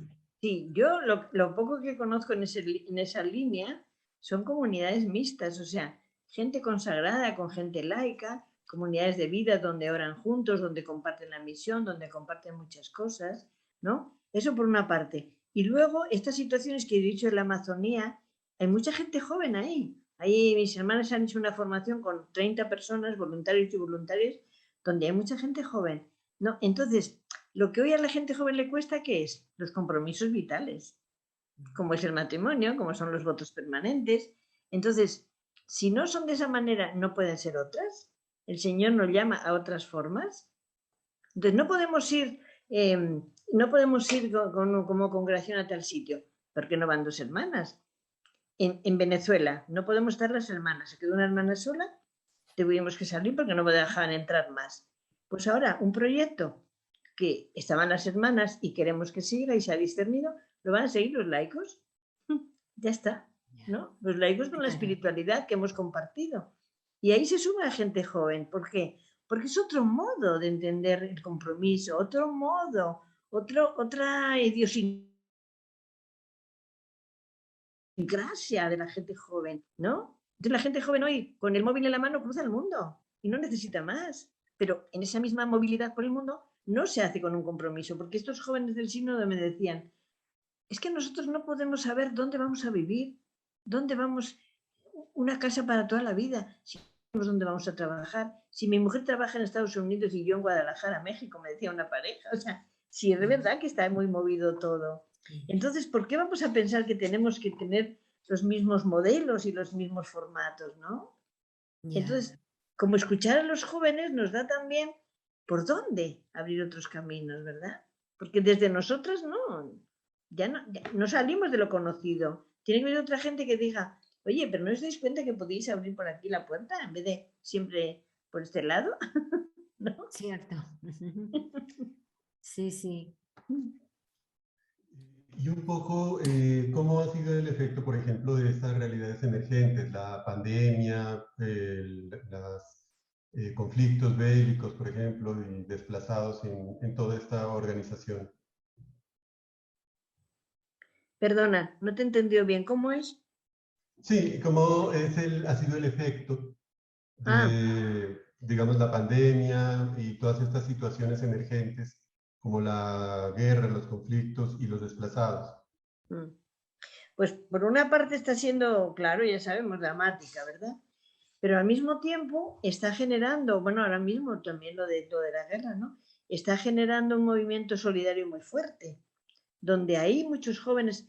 El otro día han estado aquí en mi casa un grupo de jóvenes de una parroquia organizando actividades solidarias para ayudar a los desplazados que vienen, etcétera. O sea, junto a una tragedia humana, como es una guerra, se despierta, yo también creo, lo mejor del ser humano, de ofrecer, de buscar, de acoger, ¿no? Y hay mucha gente dispuesta ya y movilizada antes fue por la pandemia, que ha sido muy fuerte y sigue siendo, porque saben la desigualdad que ha habido de vacunas, de tratamientos, de cosas, o sea, terrible, ¿no? Y ahora se une esto de la guerra. Entonces, yo noto que esos movimientos, o sea, que esas tragedias, yo no quiero poner otra palabra, también despiertan la compasión, también despiertan la solidaridad. Entonces, tenemos que acompañar también esas situaciones, ¿no? Tenemos que acompañar. No porque está esta situación ya no podemos hacer nada. De otra manera, vuelvo a lo mismo, tenemos que ser muy creativos, muy imaginativos, porque las formas conocidas ya no sirven. La pandemia vino y nos llevó por delante como un tsunami. Nos encontró impreparados, ¿verdad? Entonces, ¿cómo hacemos? No podemos con los modos de siempre, porque esto es nuevo totalmente. Tenemos que crear, inventar, ¿no? En ese sentido, no que todo está perdido porque haya esto, no, que es el momento de despertar a otros valores, como las dos caras de una misma moneda, ¿no? Está aquí el sufrimiento, pero al mismo tiempo hay unas ganas de ayuda. Bueno, pues ¿cómo hacemos aprovechar esas circunstancias, ¿no? Todo es oportunidad, si sabemos verla así, ¿no? Y poner medios.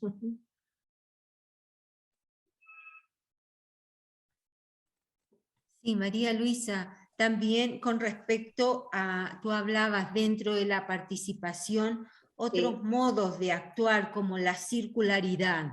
claro. Para una congregación pues es un tema que vamos conversando y debatiendo, ¿no? Pero yo me preguntaba, y hacerte esta pregunta a ti, ¿cómo frente a una estructura de gobierno-autoridad vivir en circularidad, pues ir implementando, ¿no? Este modo que Claro. es participativo? Claro. Yo creo que lo primero, el cambio, ya hemos cambiado, ¿no? El modo de obediencia, autoridad de obediencia, que es discernimiento por ambas partes, ¿eh? O sea, si yo pongo a la superiora provincial o general o quien a mí me propone un destino, un cambio, lo que sea, ella entra en discernimiento conmigo y yo con ella. O sea, evidentemente mi persona no puede quedar anulada, o sea, es una obediencia en diálogo, corresponsable. Si es corresponsable, las dos personas estamos en juego, ¿no? Entonces, a ti te propongo que, a mí, por ejemplo, hace 2 años, que vengas a Roma. Hace 6 años, 11 años, que vengas de Argentina y no sé qué. Bueno, evidentemente yo tengo que entrar en juego, porque no es tú me mandas y yo obedezco. Eso no es, porque eso es como, se iba a decir como adolescente, el adolescente que dice lo que mi papá decida, yo no me protesto, pero luego quiero que mi papá cargue con las consecuencias. No, o sea, yo adulta me hago cargo, ¿no? Ese es un modo. Y otro modo luego en la circularidad es que, ¿cómo repartimos el poder? ¿Cómo repartimos la autoridad? ¿Cómo es un liderazgo ya no personalizado, sino corporativo? Ya no hablamos hoy de líderes, hablamos del liderazgo corporativo. Y ahí repartimos, es decir, ¿y por dónde empezamos? Por la información. Parece elemental, pero quien tiene información tiene poder. Entonces repartimos la información. La información, salvo elementos confidenciales, personales, que todo el mundo entendemos y respetamos, no debería tener secretos. Porque si somos familia y familia ampliada, lo que pasa en mi familia lo sabemos, para bien o para mal, ¿no? Eso, lo primero, que nadie diga, yo no me enteré, a mí no me llegó la información, eso es fatal, porque no me siento parte, no me siento participante, no siento que cuentan conmigo, ¿no? Entonces, cuidar mucho que la información llegue transversalmente a todo el mundo, ¿no? Y luego la participación, seguro que lo habéis dicho y yo lo he escuchado muchas de vosotras, el proceso sinodal. Pues eso tiene que seguir, tiene que seguir. O sea, la general con su gobierno, que está pensando, que está discerniendo, inmediatamente esto se abre, se comunica. se pide opinión. Tenemos que ser muy propositivas, no impositivas, es distinto, ¿eh? Propositiva significa, oye, estamos pensando esto, está el gobierno pensando esto.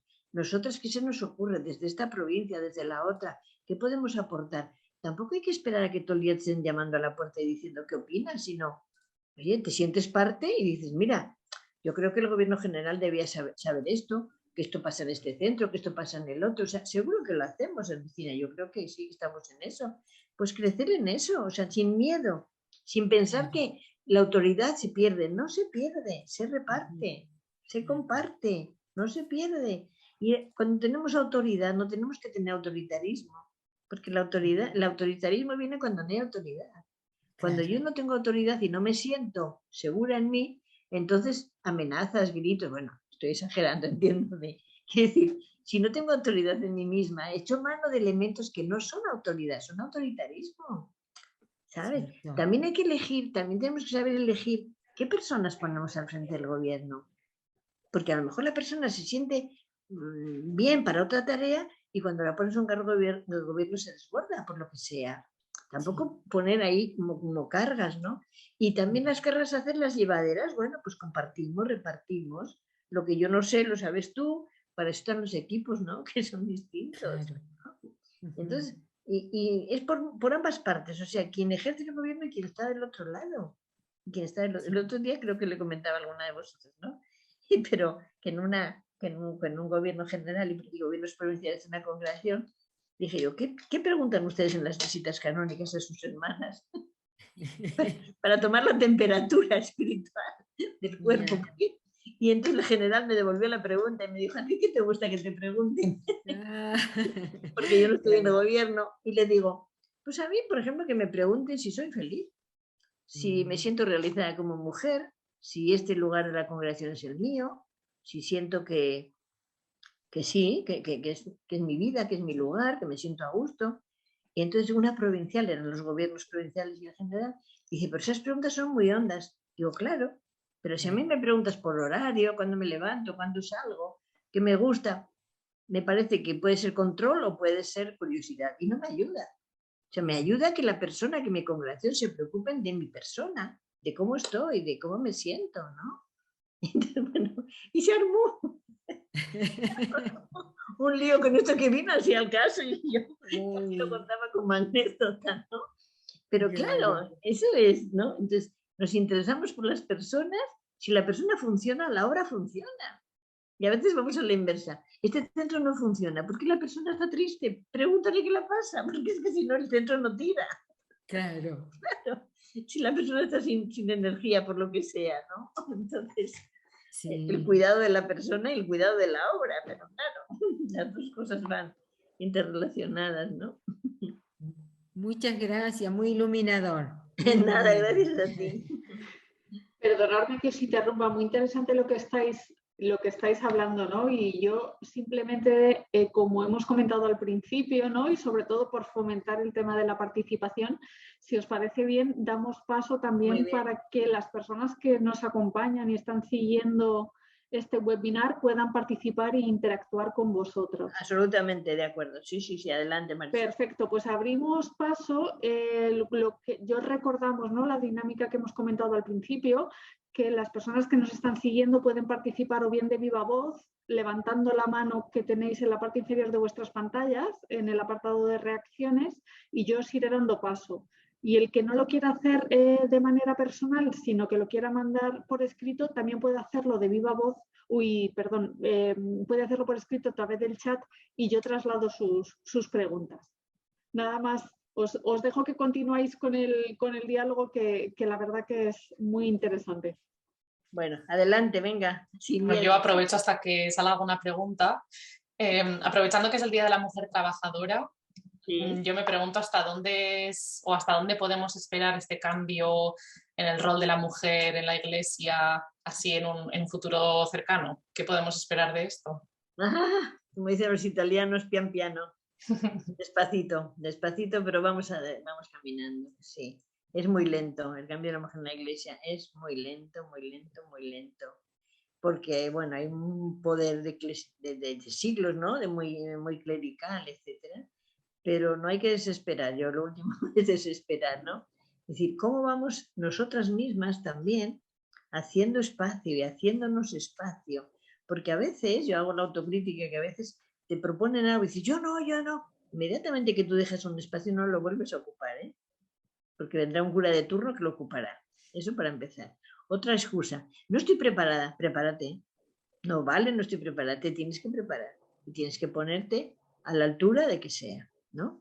Y luego, muchas veces que las mujeres decimos, dejamos todo el espacio a lo clerical. Y lo que me da más horror es que seamos y que hagamos laicos clericalizados. Me da verdadero terror, ¿no?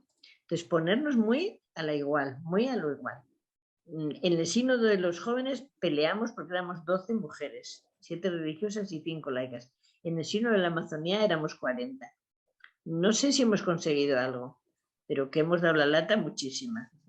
Que el sínodo de sinodalidad y de pueblo de Dios fue un empeño de muchas de nosotras que dijimos, no, porque nos decían sínodo de las mujeres. No, sínodo de las mujeres no. Sínodo del pueblo de Dios, donde entremos todos y todas, ¿no? Entonces, yo veo que es muy lento, que es muy lento. Desearía que fuera de otra manera.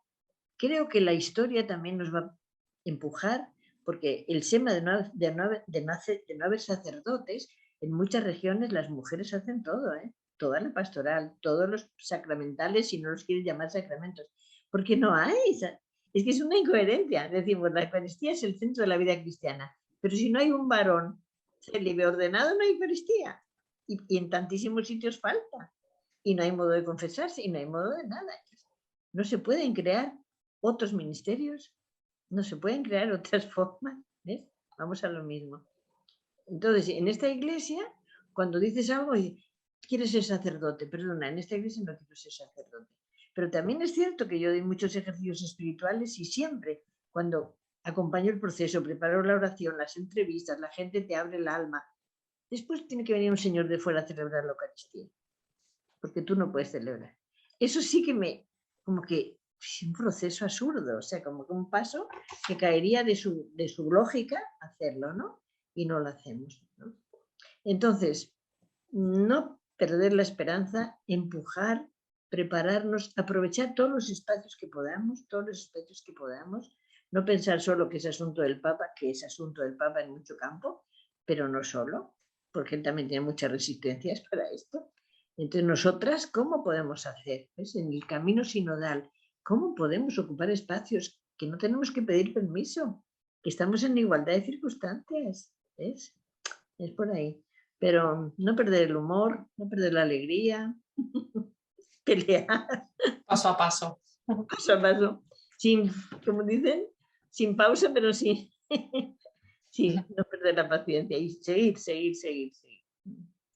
Y entonces, por otro lado, con el rol del hombre de nuevo, ¿cómo de realista es pensar en, por ejemplo, un obispo con familia, un obispo casado o un obispo divorciado? Eso sí que está lejos, lejísimos. ¿Más todavía? Porque los sacerdotes casados ya también se habló en el siglo de la Amazonía, aunque no era el tema central. Sí, eso en parte podía ser, porque hay el tema de los diáconos permanentes, ya hay muchos sitios diáconos permanentes, Quizá, digo yo, que muy lejos y a lo mejor es más cerca, porque del diaconado permanente al otro no sería tan complicado, ¿no? Sí, pero tenemos mucho peso de tradición de muchísimos tiempos, ¿no? Mucho peso, ¿no? Y eso, claro, eso es así, es el peso. ¿Cómo nos aligeramos de eso? Bueno, pues vamos viendo. Sí.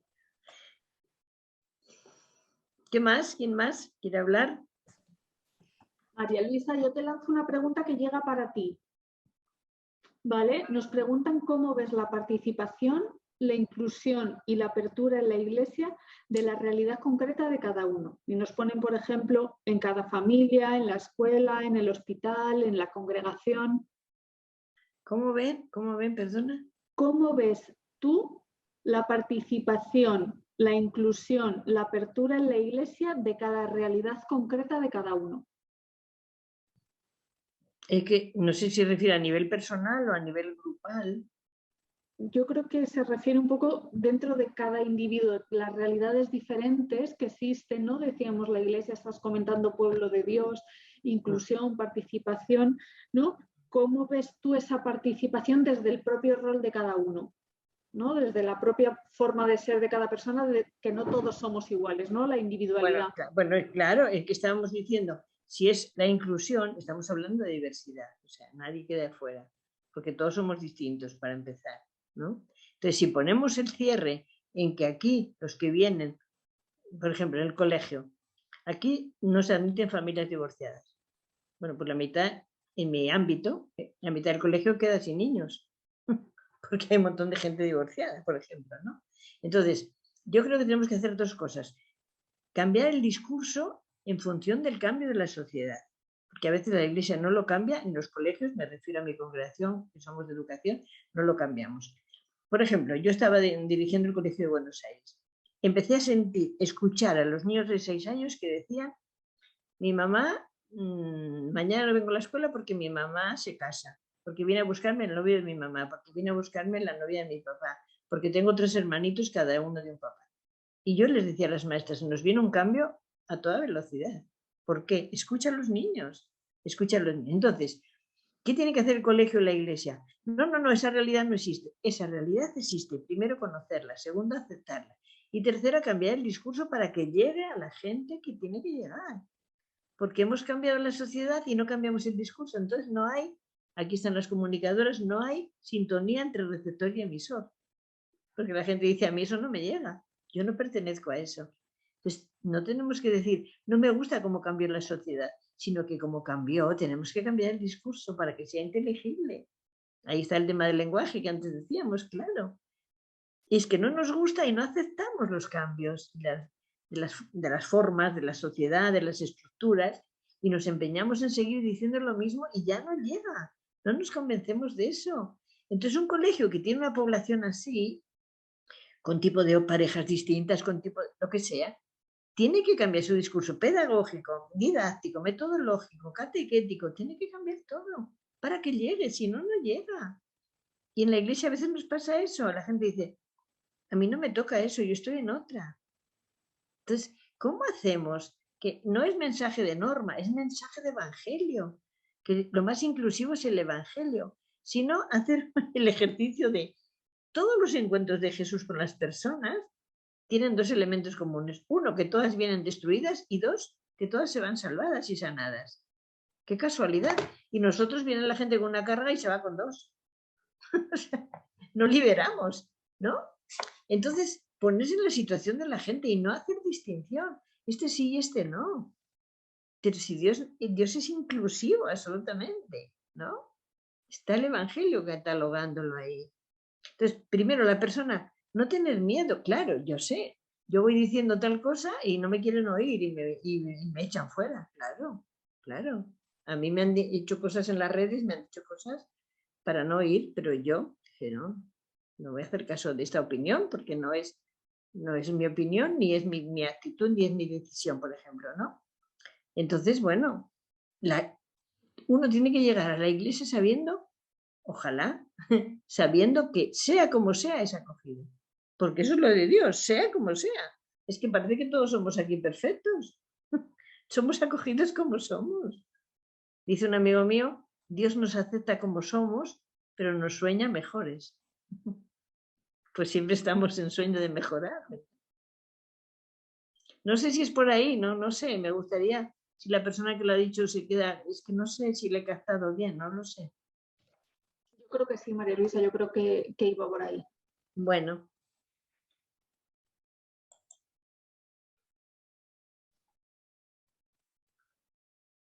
¿Qué más? Después no van a decir, María Luisa nos dejó calladas y no participamos. María Luisa, yo te traslado, mientras la gente se anima, y desde aquí les invitamos a participar, yo te traslado otra pregunta que está llegando, ¿vale? Sí. Dice así, esperamos que otros cambien, que la Iglesia, que la institución, que todo cambie. ¿No está también en asumir la parte de responsabilidad de cada uno en una renovada participación y acogida? Obvio, es lo primero. Hay un dicho por ahí, ¿no? Tú sé el cambio del cambio que procuras o que buscas, ¿no? Sé tú el primero en cambiar, evidente, evidente. Tampoco podemos hacerlo solos, ¿eh? Yo creo que necesitamos ayuda, por eso hablo mucho del acompañamiento. Necesitamos ayuda, pero el primer cambio tiene que ser personal, claro. Si yo ahora con el cambio este sinodal o con el cambio de capítulo, con la revisión de constituciones, siento que no quiero cambiar, que me supone mucho esfuerzo, que es algo contramano, como que no puedo, yo debo exponerlo, yo debo buscar ayuda. Porque si el cuerpo va adelante, si la congregación va adelante, y yo tengo rémora por lo que sea, que es muy respetuosa, tengo que buscar si quiero sumarme. Si no, me voy a quedar descolgada. O sea, el tren camina y yo he perdido el ritmo, me he ido por otro lado, ¿no? Sí, es muy importante el cambio personal. Pero digo, nos puede costar por la historia que hayamos vivido, por 1000 causas, que son todas respetables. Pero hacerse ayudar, hacerse ayudar. Y pedir explicación y pedir ayuda. Oye, con este cambio, ¿qué pretendemos? ¿Y esto por qué? ¿Y lo otro por qué? O sea, como digo, sentirse parte, sentirse parte, ¿no? Pedir cuentas y también proponer mejoras, implicarme.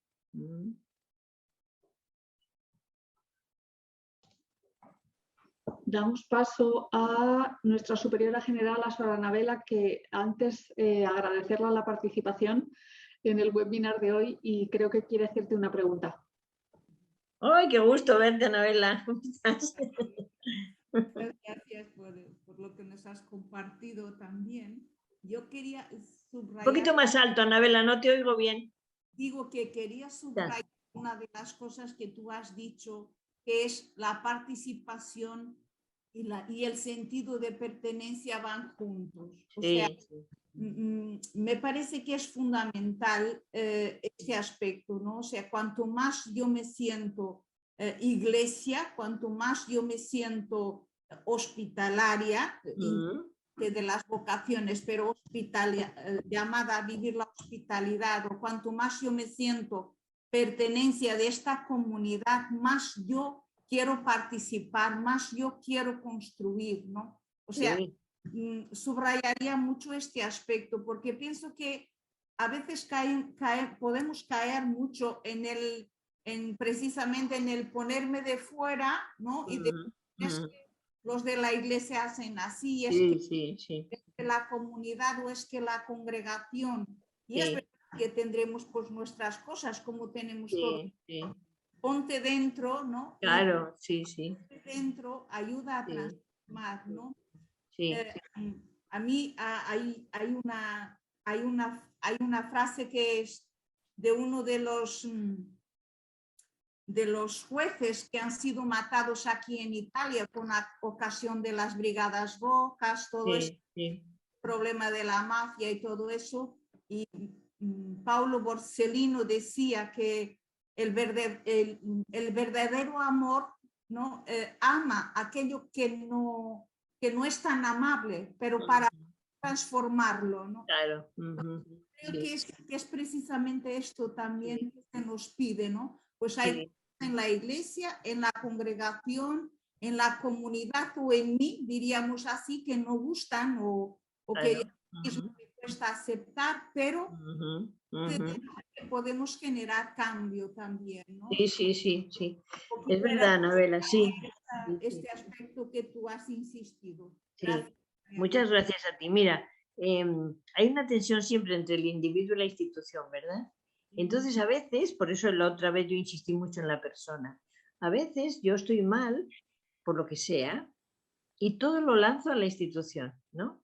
La congregación me hace, no me hace, me cuenta, no me cuenta, este director, este colegio, etc. A veces es verdad, puede ser objetivo, pero a veces yo no me autoexamino, no me autorresponsabilizo de lo que me pasa y lo echo a la institución, y lo echo fuera, y lo echo a la iglesia, y lo echo, ¿no? Y eso no es justo tampoco. Es decir, a mí me pasa algo conmigo o me ha pasado con la institución, intento hablar, intento aclararlo, pero no lo mío, lo arrojo, como diciendo, toda la culpabilidad está fuera de mí. No, yo me hago cargo de lo mío y busco ayuda, porque si no, lanzamos las cosas personales a lo institucional, llámese congregación, llámese colegio, llámese centro, llámese lo que sea, ¿no? A veces sí, nos equivocamos todos, la institución nos equivocamos, pero se trata de aclarar y se trata de no a priori, yo lo mío, por ejemplo, hay un campo ahora donde la gente se dedica a atacar misericordiamente en el Facebook, en las redes. ¿Pero por qué? ¿Pero por qué? Porque no das la cara, ¿no? Porque estás atacando y estás en anónimo. Y es una descarga que uno dice, mira, yo he puesto una frase diciendo qué bonito día y la frase de debajo es un insulto. Y dices, ¿pero por qué? O sea, la gente usa las redes para descargar su rabia, ¿no? Y a veces usamos la institución para descargar las cosas personales. Vamos a separar, vamos a aclararnos. ¿Qué te pasa? Te vamos a ayudar. La institución no es perfecta, pero en este caso, ¿no? Vamos a ver. Porque eso sí, de verdad que existe también. Y es penoso, ¿no? Entonces, ¿cómo hacemos el diálogo inestable entre el individuo y la institución? Claro, la persona tiene que vivir, la institución tiene que ayudar, no le puede fagocitar, no le puede asfixiar, ¿no? Pero es diálogo de intención a veces, ¿no? Que pasan cosas, sí. Y sí, la pertenencia totalmente, o sea, cuanto más te sientes parte, más te involucras. Y cuanto más te alejas, pues te desentiendes, claro. O sea, va lo uno con lo otro, ¿no? Pues hay que preguntarse, cordialmente yo me siento parte, no cordialmente, no con la cabeza, sino que me funcionen los vínculos afectivos, ¿no? Gracias, Anabela.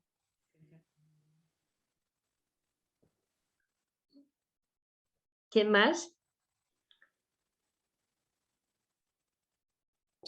Te la voy a hacer yo entonces mientras sale otra. Bueno, Yo sigo. Bueno, como has dicho que estás colaborando con diferentes grupos, gente joven, diferentes grupos sociales de todo tipo, sí. Me gustaría también que compartieras qué tipo de iglesia sueñas o, bueno, dentro de la realidad, pero con qué iglesia te gustaría encontrarte de aquí en los próximos, no sé, 10, 20 años. Uy, muchos me ponen ya, lo veré desde el otro lado seguramente, pero bueno. Pero Bueno, bueno, pues 5. no, yo creo que ya me expresa bastante. Pues yo, una iglesia inclusiva y compasiva, o sea, al modo Jesús, de verdad, al modo Jesús. A mí me duelen las exclusiones que hacemos, me duelen profundamente que los divorciados no puedan comulgar. Me duele el cuerpo, me duele todo, de verdad. Me duelen los abusos de una forma increíble. Acompañar gente abusada por gente religiosa. Me duele profundamente. Quisiera que eso desapareciera, ¿no? Entonces, me preguntas qué iglesia sueño en 2 palabras: inclusiva y acogedora con compasión. Ya está, porque todos estamos heridos, todos necesitamos ser mirados con compasión. Si nadie somos completos ni perfectos, por Dios. Y hacemos unas categorías de personas que dicen, no, es que no es lo de Jesús. Yo creo que hemos sido más eclesiológicas que cristológicas. O sea, nos hemos puesto tanto en la iglesia y nos hemos olvidado de mirar a Jesús, de verdad, y hemos hecho cosas y hacemos cosas. ¿Cómo hemos tapado los abusos? ¿Cómo hemos sido cómplices de todo eso? Pues es que hemos mirado, no sé qué, pero a Jesús no le hemos mirado, al Evangelio no lo hemos mirado. Entonces hay un teólogo, José Antonio Págola, que muchos lo conocerán, que dice continuamente, nos importa volver a Jesús, volver a Jesús. Yo creo que es verdad, yo creo que es verdad. Entonces una iglesia inclusiva significa igualitaria, ¿no? Significa igualitaria. Bueno, Sí. yo tengo una curiosidad. Solo una, pues venga. Resolvemos rápido. Una curiosidad.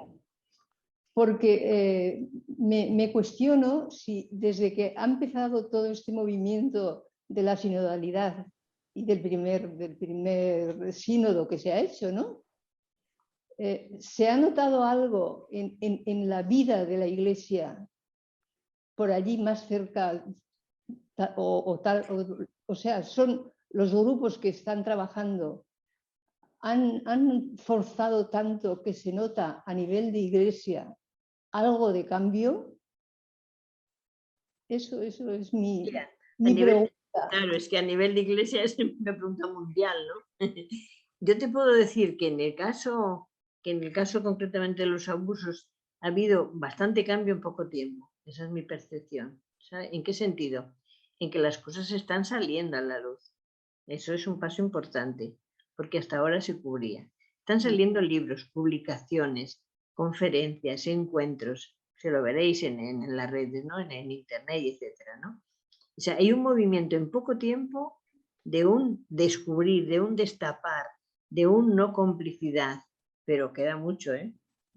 Queda mucho camino por andar. Pero eso sí que se está notando, ¿eh? En poco tiempo yo lo he percibido, entre España y Roma, que me he movido estos años, porque yo de Argentina vine ya hace muchos años, yo sí que lo he percibido. Y estos años de Roma más todavía, más todavía, sí. Los cardenales, ellos a los grupos les potencian el trabajo. A ver, los cardenales no están en contacto con grupos, para empezar. No. O sea que tampoco... A ver, los que más cerca están son los que ahora sinodalmente se están encontrando, están buscando encontrarse con grupos, como decía el de Madrid y otros tantos, ¿no? Para dialogar y para incluirlos en el proceso sinodal, que está bien, porque hasta ahora eran como que las estructuras de la Iglesia, la reforma de la curia que está llevando adelante Francisco, tendrá que salir adelante, pero está costando mucho tiempo, ¿no? Claro. Entonces, las estructuras hacen que ciertas jerarquías de la Iglesia no están en contacto con la gente. Están en una estructura, ¿sabes? Como fuera de la vida. Y eso también es perjudicial, porque no escuchan, no oímos, no sabemos qué pasa, no nos enteramos. Entonces, tiene que cambiar esas estructuras de más cercanía, de más interrelación, como te decía, que nos llamemos por el nombre y que ejerzamos nuestra función desde nuestro ser y no desde el rol, etcétera, etcétera, ¿no? Eso supone, pero eso en toda institución, ¿eh? También en nuestras instituciones o en grupos. También en las nuestras, también. Y también en grupos de laicos que nos enganchamos en el rol. Y cuando hay que quitar el rol no sabemos dónde estamos, ojo, ¿eh? Cuando llega la jubilación, cuando me cambian de sitio, cuando me tengo que dejar de ser directora o superiora o general, ojo, preparémonos porque también nos cuesta, ¿no? Pensamos que ya el rol se nos ha incorporado a la naturaleza porque nos interesa cuidar la persona. Ese es el tema, nos interesa cuidar la persona. Entonces yo, sea directora, sea superiora, sea general, sea comunicadora, sea portera, mi persona es la importante, ¿verdad? No lo que hago, no la función. Y entonces en la Iglesia hace falta mucho despojar las estructuras y ir a la persona. Y es su función, hoy hace esta función, mañana hace otra, ¿no? Pero hemos tenido cosas como muy estables, como muy incorporadas, que pensamos que ya no. Que, bueno, una cosa que a Francisco yo creo que no se le perdona es que viva en la casa de Santa Marta. Claro. No se le perdona, porque tenía que vivir en un apartamento solo como viven algunos cardenales. Y Francisco dijo, no, yo tengo que vivir con la gente. Claro, ¿ves? Entonces esas cosas son pasos, son signos, pero están costando, están costando. Entonces, vamos a ver. Vamos a ver, ¿a dónde vamos? ¿A dónde vamos? Pero sin detenernos, despacito, sin detenernos. Gracias. Nada, gracias a ti. También yo la otra vez mandé cosas para leer, no sé si leyeron y tienen que comentar algo o preguntar, o no hicieron la tarea. Yo no he preguntado, pero bueno, la tarea estaba lanzada. María Luisa, te traslado otra pregunta mientras se animan a preguntarte el resto de los participantes. Me comentan, en esta evolución de la Iglesia, en este camino, ¿no? En esta evolución que estás comentando de la Iglesia, ¿cómo mitigar las reticencias al cambio? Porque entiendo que no será fácil pues que haya una uniformidad de criterios, que haya un pensamiento único, vaya. Entonces, habrá mucha gente que le cueste el cambio, ¿no? Y la pregunta es, ¿cómo mitigar, ¿no? ¿Cómo intentar paliar o intentar que las personas que no quieren cambio evolucionen con la Iglesia? Yo creo que no se pretende que haya un pensamiento único ni un discurso único, ¿no? Sino, bueno, ¿cómo está cambiando? No sabemos todavía cómo llevar a cabo la reforma de la curia del Papa, ¿no? Pero digo, si esas estructuras que están hechas así hacen que la gente, la jerarquía de la Iglesia viva lejos de la gente, eso es lo primero que tiene que cambiar, ¿sí? Entonces, buscar aligerar de estructuras que están lejos de la vida de la gente, que podían estar cerca, pero están lejos. Y porque hay que al obispo, arzobispo, cardenal, etcétera, pues algunos sí están muy cerca de la gente, pero otros no. Muchos que viven en el Vaticano, que viven trabajando en los despachos, que es un trabajo necesario, no lo desprecio, pero les falta toda la parte pastoral, toda la parte de contacto, ¿no? Entonces, los cambios, ¿por qué cuestan? Pues como esa frase que manejamos muchas veces en las instituciones, que es, si siempre se ha hecho así, ¿por qué vamos a cambiar? Si esto es lo que nos da seguridad, ojo, ¿eh? Entonces, lo nuevo no sabemos y ante lo nuevo tenemos miedo y cerramos la puerta. Bueno, crisis como la que yo he vivido estudiando en Roma del Vaticano II no la hay ahora, ¿eh? La crisis post-Vaticano II, y muchos seréis testigos, fue impresionantemente fuerte, ¿no? ¿Qué pasó? Mucha gente no aceptó el cambio. Entonces dejó la vida religiosa, dejó la vida sacerdotal, se fue de la iglesia, etcétera, etcétera, ¿no? Y a otros, como decía antes, los hemos cerrado la puerta. Entonces, siempre el cambio nos saca de la zona de confort. No se olviden esto. A nivel personal, a nivel comunitario, a nivel institución.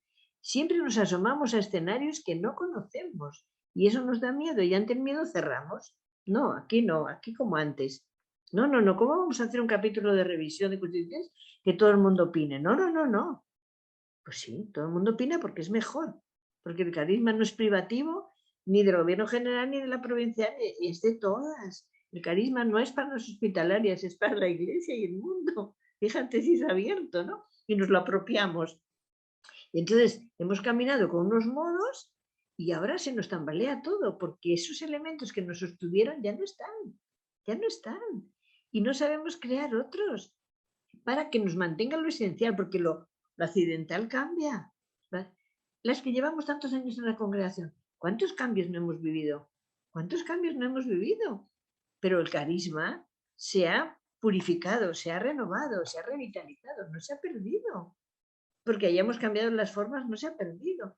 Es que en los cambios metemos todo en el mismo paquete. No. Es que lo esencial es que el evangelio no va a cambiar, pero el lenguaje, el modo, la forma, la manera va a cambiar. Claro que sí. Y ahí no perdemos, ganamos. Ganamos dinamismo, ganamos agilidad, ganamos más evangelio, ¿no? El hecho de que vayamos siendo pocas y muy poco significativas, yo creo que es más evangélico que cuando éramos las superpoderosas. Si alguna vez lo hemos sido. Digo nosotros, porque decíamos, tenemos los colegios llenos, hay lista de espera. Ahora nos tenemos que pelear por los alumnos porque no tenemos, como decía antes, porque no nacen niños. O sea, una cosa propia que no depende de nosotros, ¿no?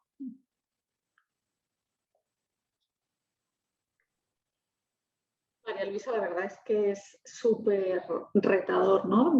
Todo. Escucharte, Retador. escucharte, ¿no? Diría es la palabra, ¿no? Los retos que nos quedan por delante. Y a mí, yo creo que ya es por ir concluyendo, ¿no? La charla de hoy. Yo particularmente decirme que me impresiona tu vitalidad, ¿no? O sea, escucharte hablar, cómo lo cuentas, cómo lo transmites. No sé lo que decías antes, ¿no? No sé la palabra exacta que decías, el corazón joven. Desde luego escuchando... Fresco. El corazón fresco, exacto. Ya decían los jóvenes. Pues escuchándote hablar se nota que el corazón fresco, ¿no? Que la iglesia todavía tiene mucho corazón fresco por delante.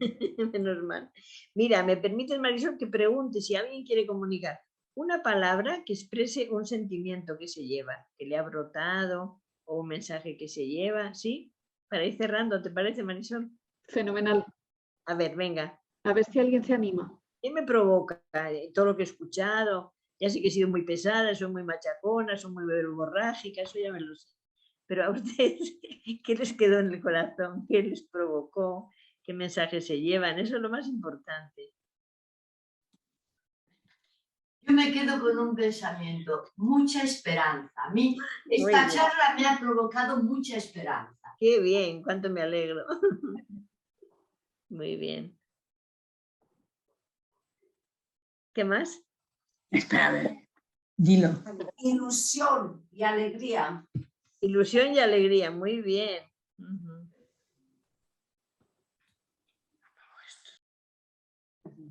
Yo le di ilusión. ¿Cuál? Ernestina, Ay, el teléfono. perdón, sí, lo tenía. Qué raro. Vitalización, renovación. Muy bien, gracias. Confianza de futuro. Muy bien. Ilusión y confianza. Muy bien. Ujú.